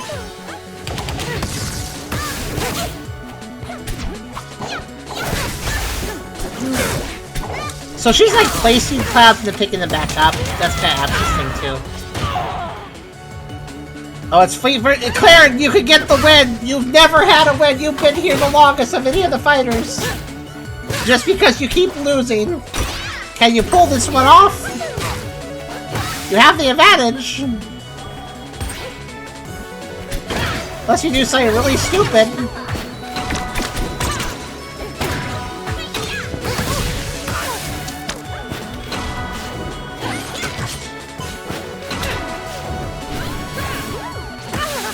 Unless you do something really stupid. Like hit the thunderclouds repeatedly. Why is everybody using cheese as a weapon? Can you eat that, or is it really just to throw around?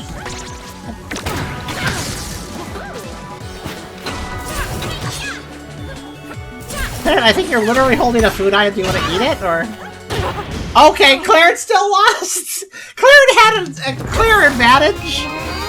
They ran like 7%. Oh, Fleet's a dork. I already like Fleet. Fleet's a dork. They couldn't stick the landing. Dorks are good. Clarence had like 7%. Fleet had like 100%, and yeah, Clarence still lost that one. Okay. How sad. How very sad. Yeah, Fleet seems like a fun. I'm glad that Fleet wasn't like Arr! Like half the characters when they win, they're like Arr! So I kind of appreciate Fleet for being like easier going. Okay, let's get Rano here. So we had a Froggy. All right, let's do it. At this point, I'm just invested in seeing when Claren actually wins. If Claren actually wins, what's his stage?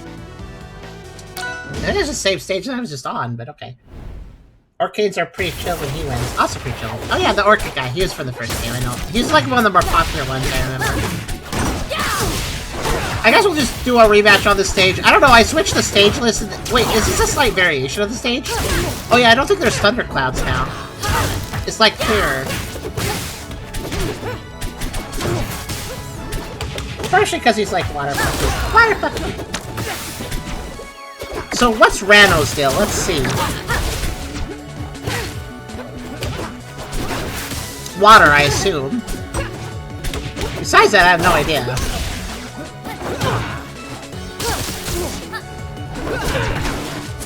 Doing little splishy splashes. Little kitty cool splishy splashes. Nothing else so far. He's kicking people, and there's a... I don't know.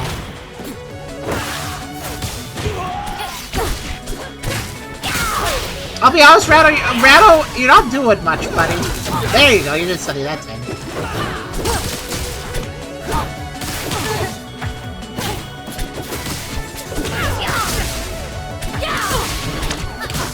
Absa seems to have a pretty good up air. Or like upper attack. That thunderclap that they do. She is actually abusing a fair bit there. Oh, Lord just happened. I saw that. Rano just Yoshi'd someone.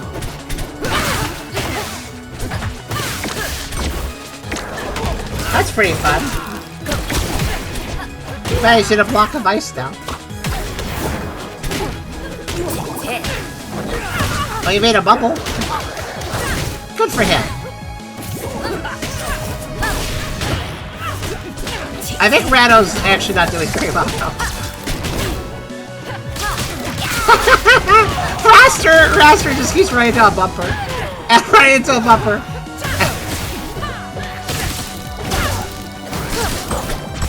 I guess you gotta have a Yoshi character in your Smash Brothers game.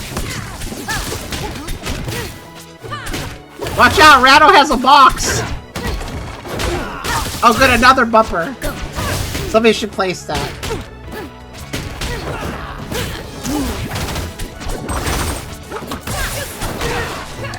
Okay, Rano kind of has a Greninja energy to him, too.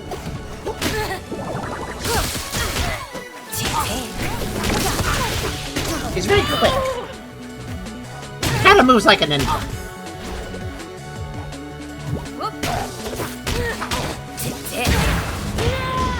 What just happened to them? I guess they had a bomb on him.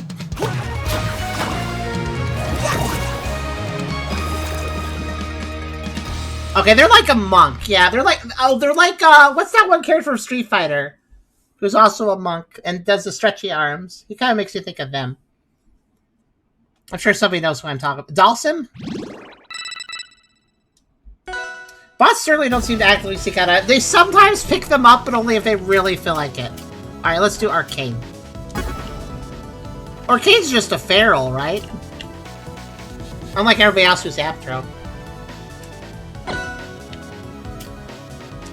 Kind of. So there's like. Okay, so is there more there are more stages, or. Sort of? Wait, what's the difference between that and that? Also, what's this? What is this? This locked icon, huh? Well, anyways, let's do this set of stages, I guess. Technically, we've seen a couple. Okay, this is like a variation of that one. The Final Destination version, I guess. I don't know. It's just smaller. Technically, I've seen those. Let's do this level. Arcane's like a feral demigod in the lore. Oh, neat. Hi, Bolt. The embodiment of a full god's happiness. That's cute. He's also basically made of water. I saw him turn into water there. So he's Vaporeon energy, too. I think it just melts.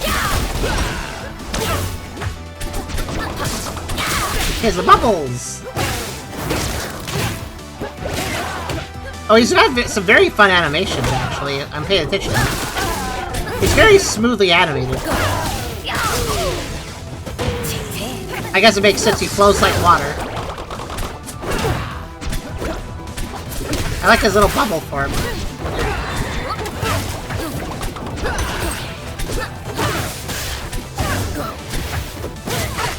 By the way, since there's like 4 main elements, I have to ask, is there an elemental weakness system in play, or is it just for lore reasons?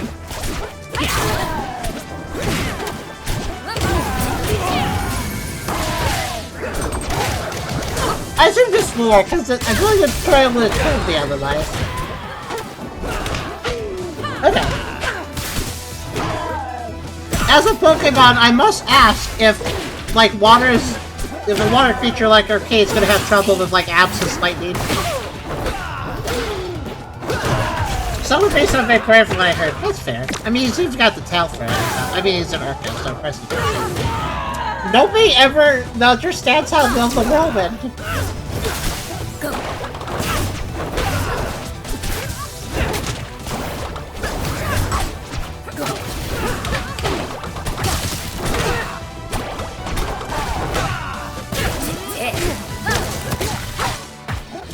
I wonder when Clara will actually win. Unfortunately, Arcade isn't doing very well. He's pretty cute though.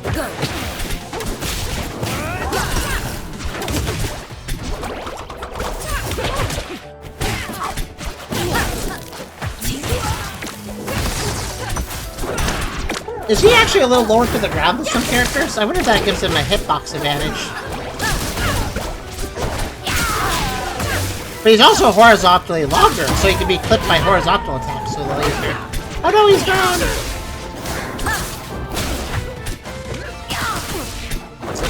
Actually, Claret is kind of doing well.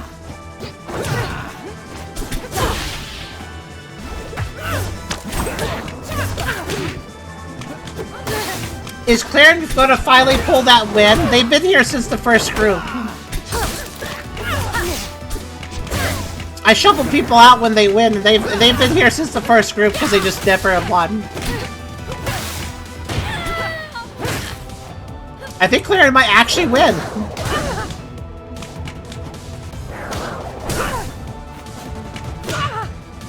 Raster has something to say about it, though, it looks like. Uh-oh.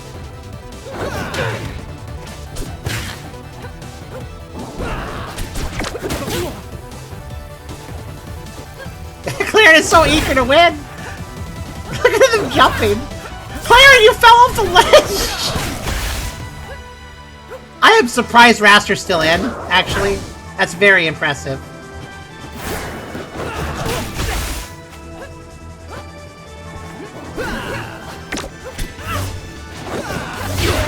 There it is. Claret, you finally did it! You exist! You actually won!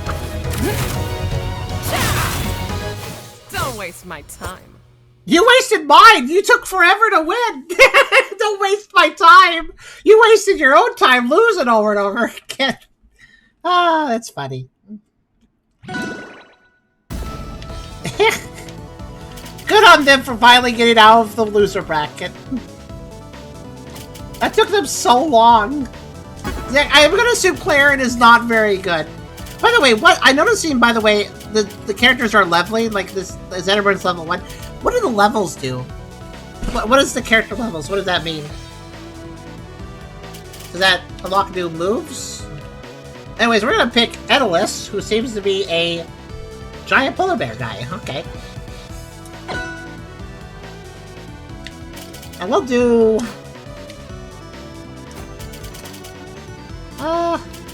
done that one. I guess that's a variation I haven't done, though. This one. Okay. No, she is very good, actually. CV is just bad at hitting her tippers. Oh, okay.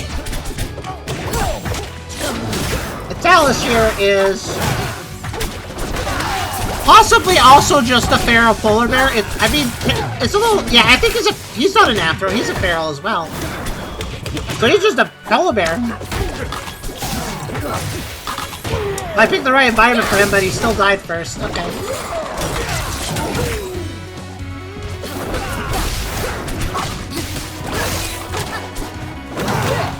Feral Bishoop, I think he can talk. Yeah, he does seem like he's wearing a few things, like gauntlets and stuff, so...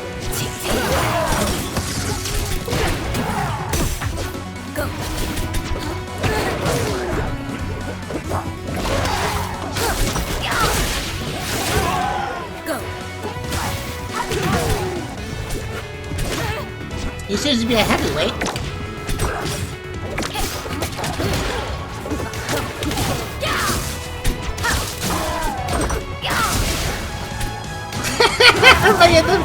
Everybody in the tornado. Can you seriously not break out of that?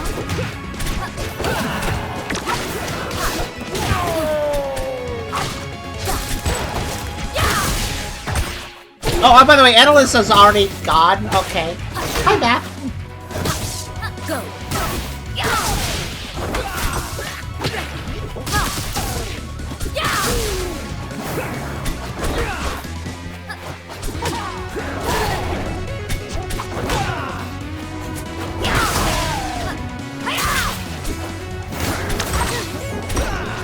You know, I thought Aether would have a home field advantage. Oh, I just noticed he has a stock thing too. He's like little icicles up in green that I guess he can build up. You know, Raster might be able to pull this one off this time. He's my fan favorite as far as the losers so far. Like, I want him to win, honestly. I like his personality. He seems like a cool guy. He has cheese, that's even cooler.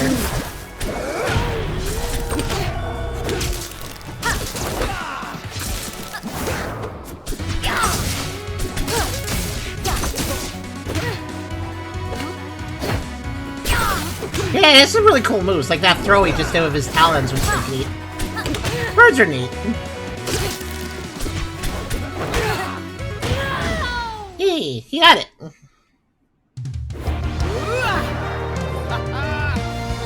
Yeah! Easy. Yeah, he's such a punk, I figured. The easy. Gotta love a punk. Alright, Raster, let's move you. Our last character so far, the newest one added, actually, is Slade. He gets an intro cutscene at the start of the game right now. I guess every character probably had an intro cutscene, didn't they? Or at least some of them did. I wonder if there's some way you can access the older ones. Alright. Yes, this hot shark man. He does seem handsome.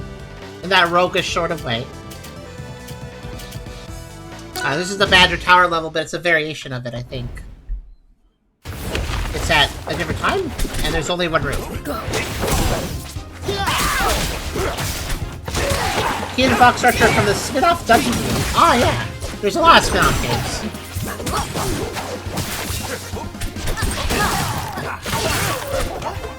It seems you're very familiar with the Aether games. Keith.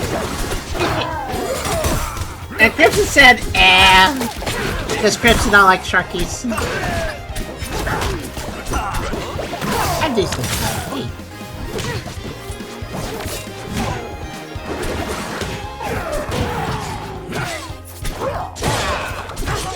No, honestly, I saw in his intro movie that Slade has a lot of fun animations.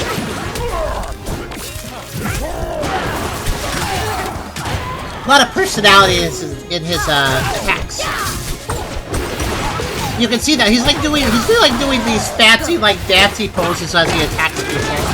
There's a lot of pomp in what he's doing. Very animated. I mean, look at that.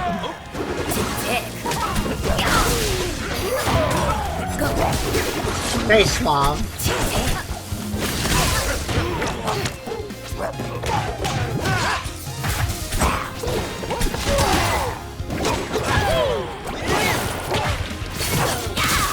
Sharks are fine, not my type. That's fair.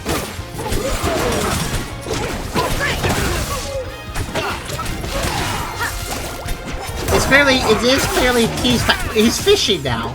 Slade, why you can't fish in the middle of the city? That's probably against the local ordinance. Ah!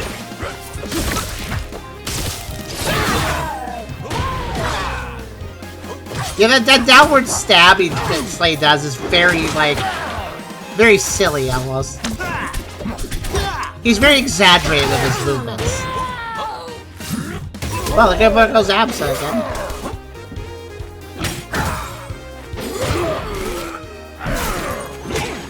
I like how his respawn is his little pirate ship. Good work, Analyst. You put out the beehive.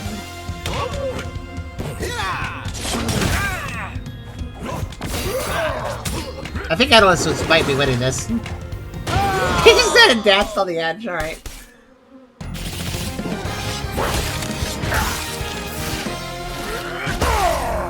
This battle is over. Oh, he's Russian. Of course, that makes sense. He's a polar bear. Zootopia taught us many things, including Russian polar bears.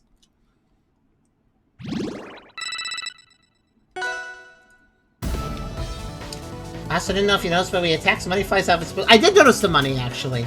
So when he gets enough, he can buy 10 buffs from a shop. Okay, that's fun. I was wondering what was up with the money spawning. I saw that, yeah.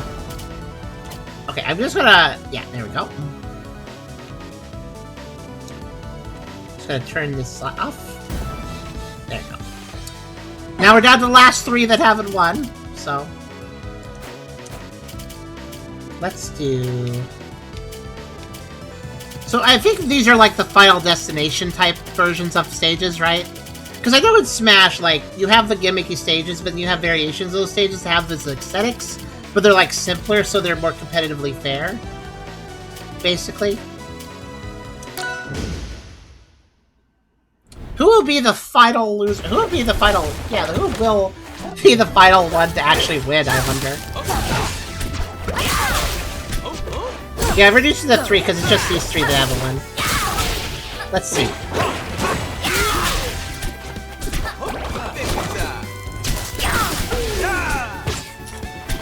Yeah, just because we aren't good at fighting games doesn't mean I don't know anything about fighting games. I know several things.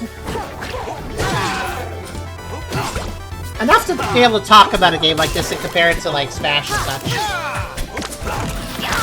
This game seems very well animated. Like, this is quite a glow-up from Rivals of Aether 1. Rivals of Aether 1 was all sprite art, so... Which was also nice, but... They went a long way with this. I guess the team made a lot of money with their first game and the spin-off game, so they could make a really high-budget game here with all the 3D models. It's pretty cool. Soundtrack is great, by the way. Haha, the double kill. I think they killed each other. And then Orchid was just happy to be there while it happened.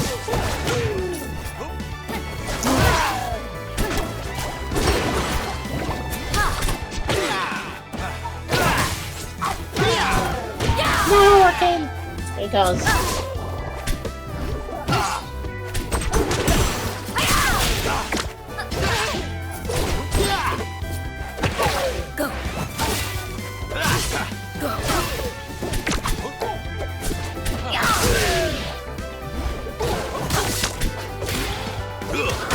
Yep, whenever there's a whirlwind, everybody jumps into it. Who's controlling the whirlwind? I noticed it's moving.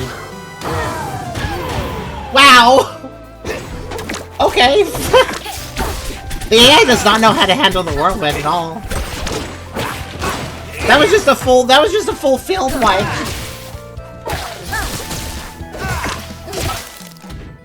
Mr. Ramsage, they do not know how to stay out of it. They will voluntarily jump into it because the other enemies are there. I think that's why they do it. They want to go after the enemies, but they jump in the whirlwind to do so.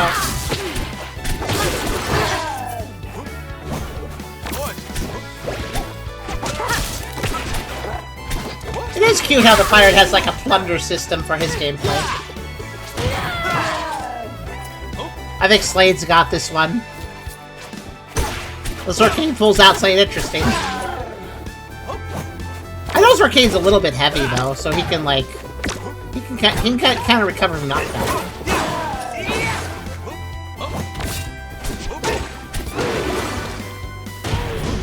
Not that time though. A pirate's life for me. Slade's here to have fun.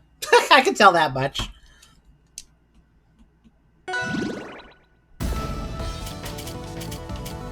Alright. And Slade can be removed. Now it's just these two. Who will be the final loser? That's a good question.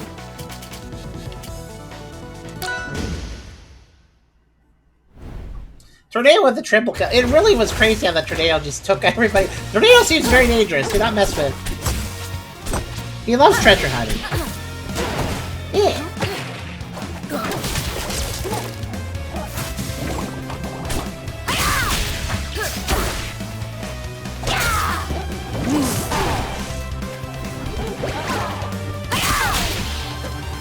So let's see if Orcade or Absa can win. Whoever is left after this, I'll just throw them in a match. I'll give them level 9 and let everybody else be at level 1. And we'll see. They'll probably win that, I imagine.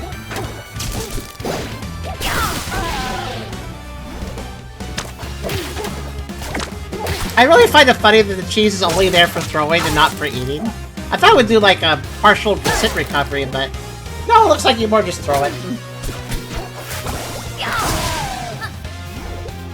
I also noticed the item variety is definitely smaller than Smash Bros, but I guess that's fine.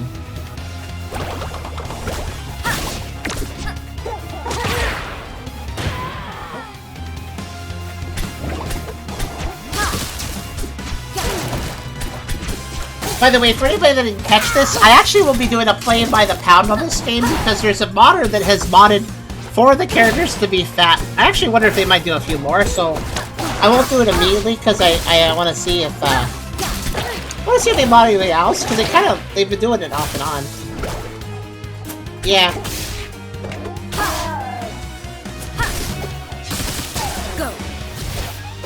They've done Fleet, Absa, Raccoon Girl, and Clarin.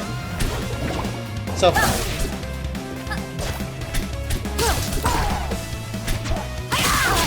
Maple, yeah, Maple.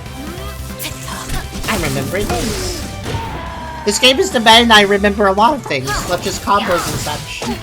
Well, not combos really, just gameplay mechanics. This game is very complicated. I can tell I'll never be able to properly play this game. I do feel like I'm confident enough that I can beat the bots though, because they're kind of stupid sometimes. I think I could probably pull out wins against the bots, even level 9. I see they like fairy women. Yeah, that's their thing.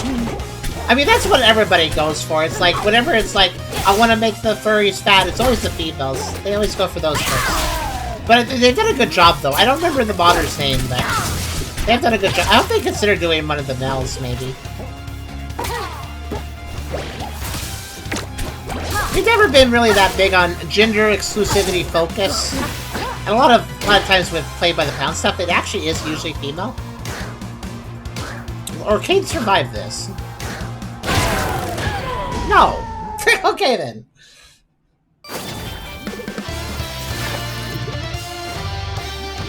Your battle is beneath me. Okay, she seems to have a serious vibe, like, no, stop distracting me, I must be serious. Serious? I need to be serious right now, like... Oh, Absa. Not the tornado, it's always a tornado. Alright.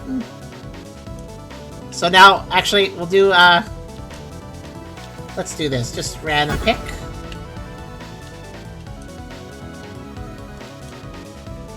We just gotta give Arcade a win, so hold on. The last thing we need to do. We'll do... Let's do, Can I know with the icons? I thought I could. Wait, when did I get a player 2 here? Oh, whatever. Do fleets. Let's do... people. And let's do... Player could have another go, why not? They were having such a trouble. They're probably gonna lose again, but... Okay, we're trying to give this one to Arcade. He's the only one that's level 9 now. Everybody else is level 1, so... Let's see what happens.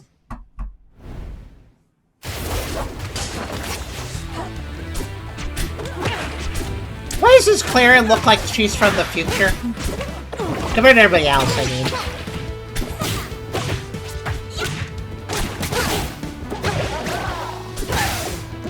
Now the question is, will Arcade win this? I gave them a huge advantage. Technically. She is from the future. Okay, well, you know, I picked that up just from her visual design. Good work for me. I guess it also means her visual design is strong.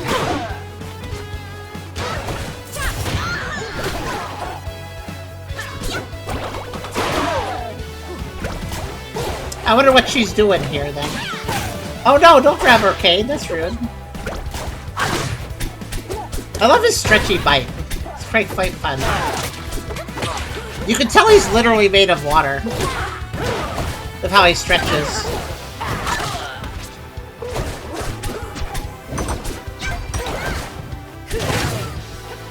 I mean, she doesn't usually... It's also the visor, too.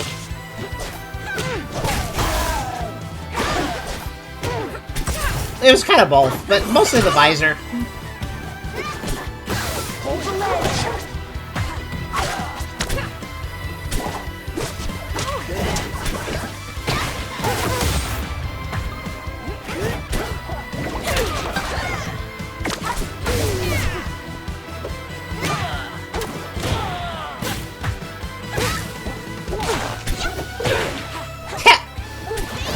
Mines! I don't think I've seen anybody use that. Oh, nice.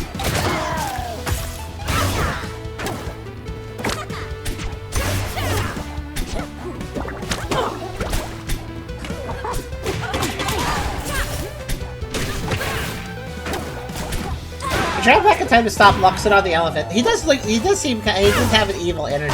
Like, when Luxodon wins, he sits down on a throne. So that feels very evil. It's because he's the dad of this game. Okay, that makes sense, actually. Yeah.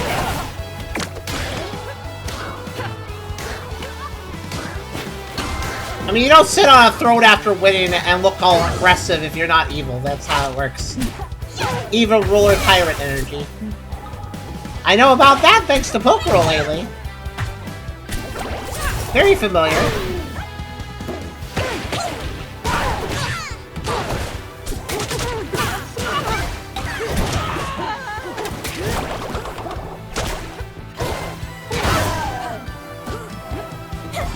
So why is everybody fighting? Is there like a lore reason for the big fights? Like how Mortal Kombat has like the that's like a thing everybody does.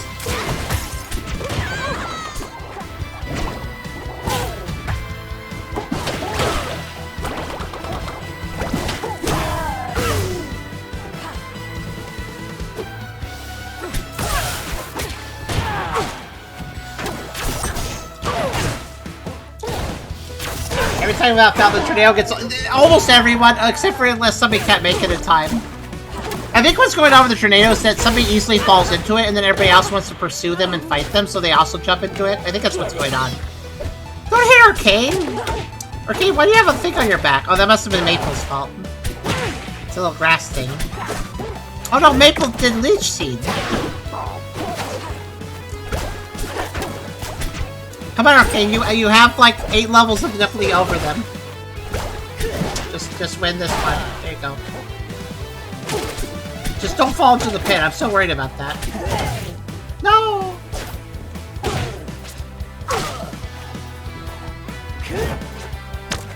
Oh, that and Legend Isle was great, actually.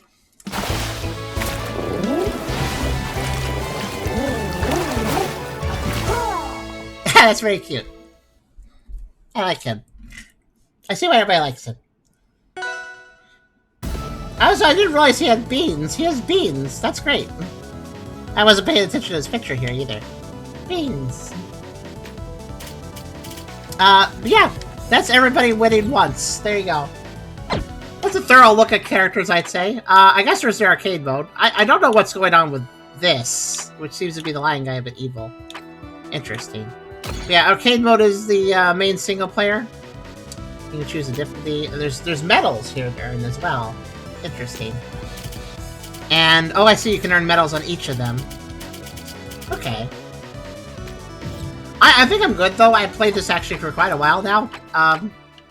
Even if part of that was just bot matches, but still. Look, I properly beat the tutorials. I know how to play technically. And then, of course, there's online mode. So 1v1, casual, 2v2, crews, and lobbies. And I'm unranked currently, but I assume there's ways to get into the ranking. I don't know how. I assume that if I'm doing anything besides casual, maybe? I am not touching that, though. I cannot possibly win against anyone. Unless somebody's letting their 5-year-old play, in which case I might be able to win against that kid. But otherwise... otherwise, nope. But that being said... This was an enjoyable little look into things. I think this game is technical enough. I think this, as far as I can tell, this is very much a game inspired by Smash Bros, this series. But it's also a little more technical than Smash, as far as I can tell. I think there's a little bit more going on than in Smash. Either that or Smash is more complicated than I'm aware of, because we just didn't know. It feels a little closer, it feels like a more advanced version of Smash, but not quite to the level of like an actual like complicated fighting game. It feels like something in between complicated fighting game and Super Smash Bros. That's what it kind of feels like. It takes a lot from Melee design than Ultimate design. Yeah, I've noticed with the wave dashing, I learned that in the tutorials. Very clearly a Melee thing. Obviously it was originally a bug or an exploit, not actually intentional design, but the reason that people... I know about this. People still compete with Melee because the wave dashing was just such a cool thing that people liked, so people do Melee tournaments even these days because wave dashing was fun, and the later Smashes don't have that. So, it makes sense why Rivals of Aether would also kind of go for the wave dashing. Actually, I think they even call it wave dashing, don't they? Because, yeah, it is interesting. I think I wasn't very good at wave dashing this, but I was good enough to be the tutorial on it, but yeah, Rivals of Aether II seems like quite the facelift over the first game. I don't think it's quite for us. Even Smash is a little much for us. We can't really win PvP very much in Smash, though it's been a long time since we've even done that. All the same, these games seem pretty cool, and it's great to have a furry fighting game, honestly. It is great, because, like, these character designs are great. A lot of these characters are a lot of fun, and, yeah. So the Melee competitive exploits turn real mechanics of death to arena fighter genre, which is great. That's a great idea. I think that was a good idea for developing a game. I'm guessing that's what... I'm guessing wave dashing was also in Rivals of Aether 1. I assume that was a core design element in the original game as well. And that Rivals of Aether 2 just expands upon what was established in the first game. And of course gives it quite the facelift as well, with the whole switching from sprites to 2D sprites to full 3D like this. And yeah, honestly, the characters are great and stuff. There's a lot of personality here. This seems like a pretty solid game. I will come back to this for a playing by the pound at some point, but otherwise, I think I'm kind of good myself, though. We're just not we're not competitive enough for these complex games that require complex inputs and stuff. Granted, you can still play them on a casual level, but well, we just can never reach that upper skill ceiling that the moveset and mechanics actually allow you to do. So we're always a little bit capped on these sort of games as far as how far we can actually enjoy them, unfortunately. And obviously when it comes to PvP, well, first off, these games are focused around PvP. That is kind of the focus of Smash and fighting games and stuff. And that's completely fine, but we don't really do PvP. Like, to get to get real for a second, um, when it comes to Charm has basically sworn off PvP in games at this point. She loves co-op, but she doesn't do PvP. And the reason is, that tends to bring out her worst side. She doesn't handle failing against other human beings very well. Like, it's okay for her to lose against a bot. That's not a big deal. But losing against another player, especially one that, like, outsmarted her, that makes her feel, like, stupid and dumb and bad. And her self-esteem tanks, and she can get very bitter. So she won't really do PvP anymore. And I guess I'm not Charmed, so I wouldn't have that same response with PvP, but I don't think I'd really enjoy PvP either. I prefer working with people and not against them. And of course there's teams. You can technically do both. You can technically have co-op and PvP at the same time, which I guess is a little bit better, but still, I don't think we're smart enough, and I don't think we have the reflexes, mental capacity, and just to outplay people. To outplay real people. Real people will always be able to outplay us because we're kind of limited. Like, our mind is not the best. We do have, like, disability stuff going on. And so anybody with a slightly fresher, you know, more top tier, more in shape mind, so to speak, a mind that can think faster and work quicker and come up with more strategies than ours, they're just going to win against us. So it's not usually fun to play PvP. PvP games for us are just... they're just games where we lose like 80% of the time, probably. It's just, I don't know, it's not fun when most of your games are losses, you know? It's more fun to play a game where you actually feel like there's a 50-50 odds to win, at least, you know? Like, if you put your efforts into it. And against AI and stuff, we can do that. We can learn AI, we can learn bots, we can learn how they work and how to play them, but with real people, it's always changing. And that's why it's fun. That's why people enjoy competitive games, because with real human opponents, there's always going to be a new challenge, and that's great if you enjoy that. But we don't, so these games will always be limited enjoyment for us. But I could definitely see the quality here all the same. Yeah. Crimson says PvP is a double-edged sword. Fun when you win, sucks when you lose. And if it was more even for us, if we were competent, if our reflexes were good enough, our brain capable enough, our general gameplay competent enough to, like, make it a 50-50, you know, winning sometimes, losing other times, that would be fine. But generally speaking, our loss records on games are these days with PvP are generally 80-90% loss. And at that point, it's just not fun, unfortunately. The arcade mode seems interesting. I might check out arcade mode at some point, just casually, because I am curious how the AI works on the arcade mode. You say it's better, Keith, and I noticed that in versus mode, saying the AI, it wasn't doing very good. But I assume in arcade mode, it's tailored for the stages and setups. I guess they probably did custom AI for arcade mode, so it probably works better there. But yeah.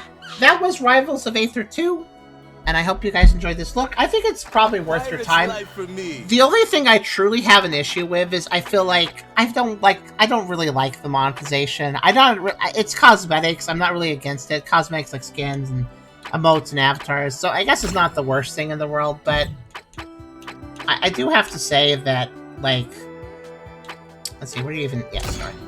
I do want to say, for a game that costs $30, I think it was $30, wasn't it? Yeah, for a game that costs $30, so it is half off, again, until April 21st, which, good time to go pick up the game, if you do enjoy it. But I do think for a game that costs $30, this monetization feels a little heavy.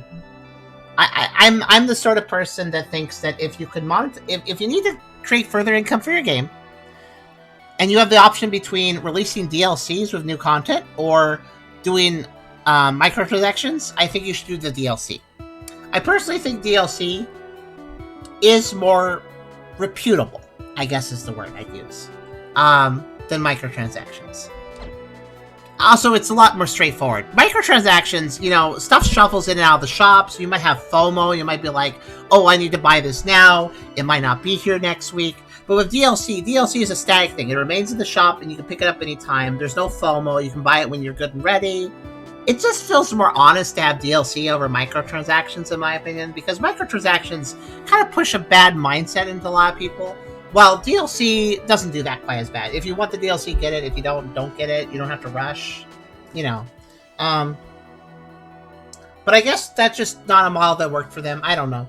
That and the Battle Pass. We're also not really big on Battle Passes, though. Though I guess when it comes to Battle Passes, like this one, Can I take a... Oh, I can get some things, actually. I just realized. Okay, it's a free Battle Pass. I figured I had to pay money to actually use this. Okay, that's cool. I got some stuff out of it. I don't know why I got some stuff out of it, but I'll take it. I like this nerd skin for Raster. Oh, the lover skin must be from the romance novel game, right? Must be their skins there or something. But yeah. I mean, so Key says Monstation's there so they keep releasing new characters for the Shark for free baseline. So free state. That's fair enough, I guess. I don't think any skin is permanently gone and gets cycled through. Okay, well that's... If they don't permanently remove anything, then that's a bit better. Yeah, that's a bit better. Prince says, I know said some terrible shit to some people on COD. Toxicity with PvP, it exists for a reason, and yeah, Charm's not immune to it. Charm has had some of her worst moments with PvP games, so she's sworn off of them like a bad habit, honestly. So she doesn't do PvP. I could technically do PvP. I wouldn't have that sort of toxic level of response, but I don't think I would have fun. If I get losing against other players, I think I'd just get really sad, and I wouldn't enjoy the game anymore.